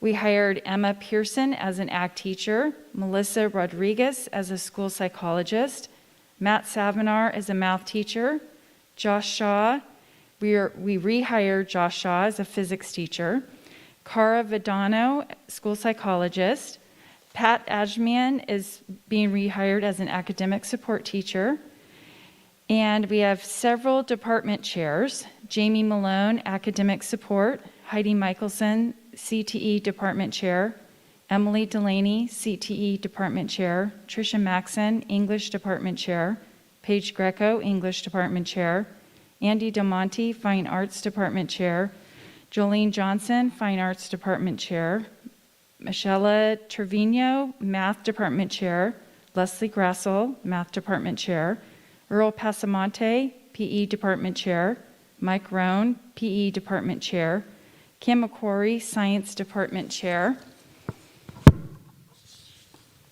Mary Beth Smith, Science Department Chair, Rachel Ambrose, Social Science Department Chair, Eric Wyckoff, Social Science Department Chair, Lily Schmetzhammer, World Language Department Chair, Michelle Larkin, World Language Department Chair, Christy Lubin, Special Ed Department Chair, Brooke Bell, Special Ed Department Chair, Mary Lou Saldana, Counseling Department Chair, Henry Mazur, Counseling Department Chair, and then at Laguna we have Gianna D. Persifona, English Department Chair, Shannon Lahi, Counseling Department Chair, Lori Horner, Social Science Department Chair, Joe McCroskey, CTE Department Chair, Bruce Myers, Special Ed Department Chair, Hallie Richards, Fine Arts Department Chair, and Sue Taggart, Math Department Chair. We've also hired Suzanne Arnold as a school nurse. Kate Aldridge is increasing from a 1.0 to a 1.20 so she can teach one section of independent study. Bruce Myers is also increasing from a 1.0 to a 1.20 to teach a section of independent study. Shannon Lahi is going to be the Laguna High School website coordinator. And we just hired back Kai Hamlin as a biology teacher. In addition to that, we hired Tarcella Figueroa as a food service worker and Colette Yulfholtz as a behavioral assistant. Those were all the additions to the report that was in the agenda. Any clarifying questions from the board? Any public comment on this item? All right, all in favor? Aye. Opposed? All right, now we'll discuss consideration of approval of revisions to the auxiliary salary schedule. Can I get a motion? I move that we approve the revisions to the auxiliary salary schedule. You want the second, Julie? I'll second it. All right, thank you. She didn't have her mic on, yeah. All right, go ahead, Mia. Sorry, Julie. Okay, so I'll just point out the revisions. We are requesting to increase our substitute rate for a full day to $175 and a half day to $105, and a long-term sub to $190 a day and a half day $115. We also had an agreement with our teachers union that we would increase the extra duty pay from $30 an hour to $40 an hour, and we've added a classified behavioral assistant to the at-will section, and we're recommending $30 an hour. And then also, since we're increasing the extra duty pay to $40 an hour for the teachers, we would also like to increase the summer school teacher pay to $40 an hour. Okay, any clarifying questions from the board? Go ahead, Julie. My concern is for the long-term sub pay. There's only like $15 difference. And I'm just, I don't know how it compares with other districts, so I need to know that. But I'm just concerned that there's only $15 difference when the responsibilities of a long-term sub are so much more significant than regular sub. You're saying $15 difference between a full-day regular classroom substitute and the long-term full-day classroom substitute. Got it. I think, Julie, what Julie's also saying is that once you become a long-term sub, you're doing a lot of the lesson planning because the teacher's not able to. So you're doing lesson planning, and you're also, grading and communicating with parents and all that stuff. It just concerns me we're going to have a problem getting any long-term subs. Yeah. So I could go back and compare this dollar amount to some of the other districts in the county and bring it back to you with just a revision to that if that's necessary, and we can approve at least this part of it, and I can bring it back in September. And I think that's a great question, and we can do more research, yeah. Do we have any public comment on this item? No. So do you want us to approve this minus that, so we'll need a new motion? We'll need you to amend your motion. I'm willing to amend my motion to reserve judgment on the long-term substitute pay until we get further information. And are you willing to amend your second? Thank you, Julie. All right, all in favor? Aye. Opposed? Okay. Now consideration of approval revision this to the certificated salary schedule. Can I get a motion for this? I move that we approve the revision of the certificated salary schedule. And a second, okay. And Mia? Okay, so the revision to the salary schedule is adding the pilot advisory stipend for the teachers at West County High School. It's an annual amount of $2,000, and the pilot advisory for the Laguna teachers at $1,000. Those are both annual amounts. And what we'll do, we have set it up in payroll, so it splits it out over their 11 pay periods. Okay, thank you, Mia. And any questions, clarifying questions? Any comment on this? All right, we'll bring it back for a vote. And all in favor? Aye. Aye. Opposed? Okay, now we'll move to Jenny, facilities. Consideration of approval of the legal contract with Orbach, Huff, and Henderson. Can I get a motion? So moved. And a second? I'll second. Thank you, Jeannie. Jenny? This is just an item that we're bringing forward because our legal counsel changed their name. They used to be Orbach, Huff, Suarez, and Henderson, and we are bringing it back for consideration of approval to work with them under their new name, which is Orbach, Huff and Henderson. And Henderson. Sorry, I don't have my board item in front of me. I'm reading off of Karen's. We use them for bond legal counsel and currently bond legal counsel. Any clarifying questions on that? I have one. Go ahead. Is there any change in fees, cost? No, not currently. They update their fees on an annual basis. We get them January 1st of every year, and they increase by like a small percentage on like associate levels. All right, any other questions? Any comments on this from the public? No comments. All right, all in favor? Aye. Aye. Opposed? All right, we have our list of future agenda items. Any additional items that we would like to hear or consider? Go ahead, Julie. I would just like to know how many people use that rural route in Sebastopol, the bus. You know, I just Did you like want a numbers. busing update? That seems to be a concern.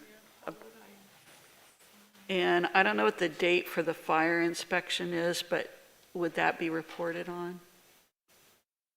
I think Tony could share the date of the full fire inspection with you, and then I'm sure we'll get a report out at the board, and then we can look at putting on some type of busing update on a future agenda.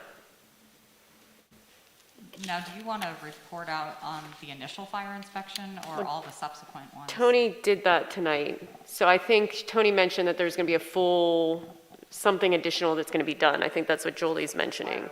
Right, Yeah. that's what it said. Oops. That's what it said on the bottom of I'm using my hands. And On the bottom of the fire inspector thing, it said it would happen like in a month or something. In a month that they're going to come back and. Correct. Yeah, I just wanted to make sure that was going to be reported on. Copy. Any other items? I was Angie? wondering if we could look into this, the bathroom and just the information that it was kind of mentioned today of, you know, how many bathrooms for male, female, you know, how many there's supposed to be per student. Per student. And what we actually have to kind of address that. I don't know. So maybe you could include that in a Friday memo, because we can't talk about it tonight because it's not agendized, but maybe you could include the numbers that were mentioned tonight, include that in a Friday memo around how we actually, define how many bathrooms are needed per certain population of students. And then if we need to have additional discussion, we could agendize it. Okay. Does that Yeah. sound good? That's fine for me, but we did address it in our initial feasibility conversation. Right, Just yeah. so you guys are aware. Yeah, I know, it just, if you I could, think it'd be helpful to kind of revisit it, just for information. just so we can be communicating to people about that. Did we want to, sorry, did we want to put on our agenda a future review of the rebranding piece? We had talked about that we were going to do a student survey, and we haven't talked any further about that. So is it something that we want to put on a future agenda item? Yeah, I think we should, Jeannie, and I think maybe we can talk about that in a Friday memo too. Tony, you can send us an update on our approach for how we're going to get additional feedback from students and share that with the board. And then depending on that timeline, we could either bring that back in September or October when we have the additional feedback, so we can have a full board discussion, because it is technically on hold now, and it would be good to, especially given some of the comments tonight about more uniforms needed and et cetera. Correct. Yeah, thank you. Good. Okay, any other topics? All right, hearing none, we are going to move to adjournment. Thank you, everyone. Have a great evening. Thank you guys up there for being here.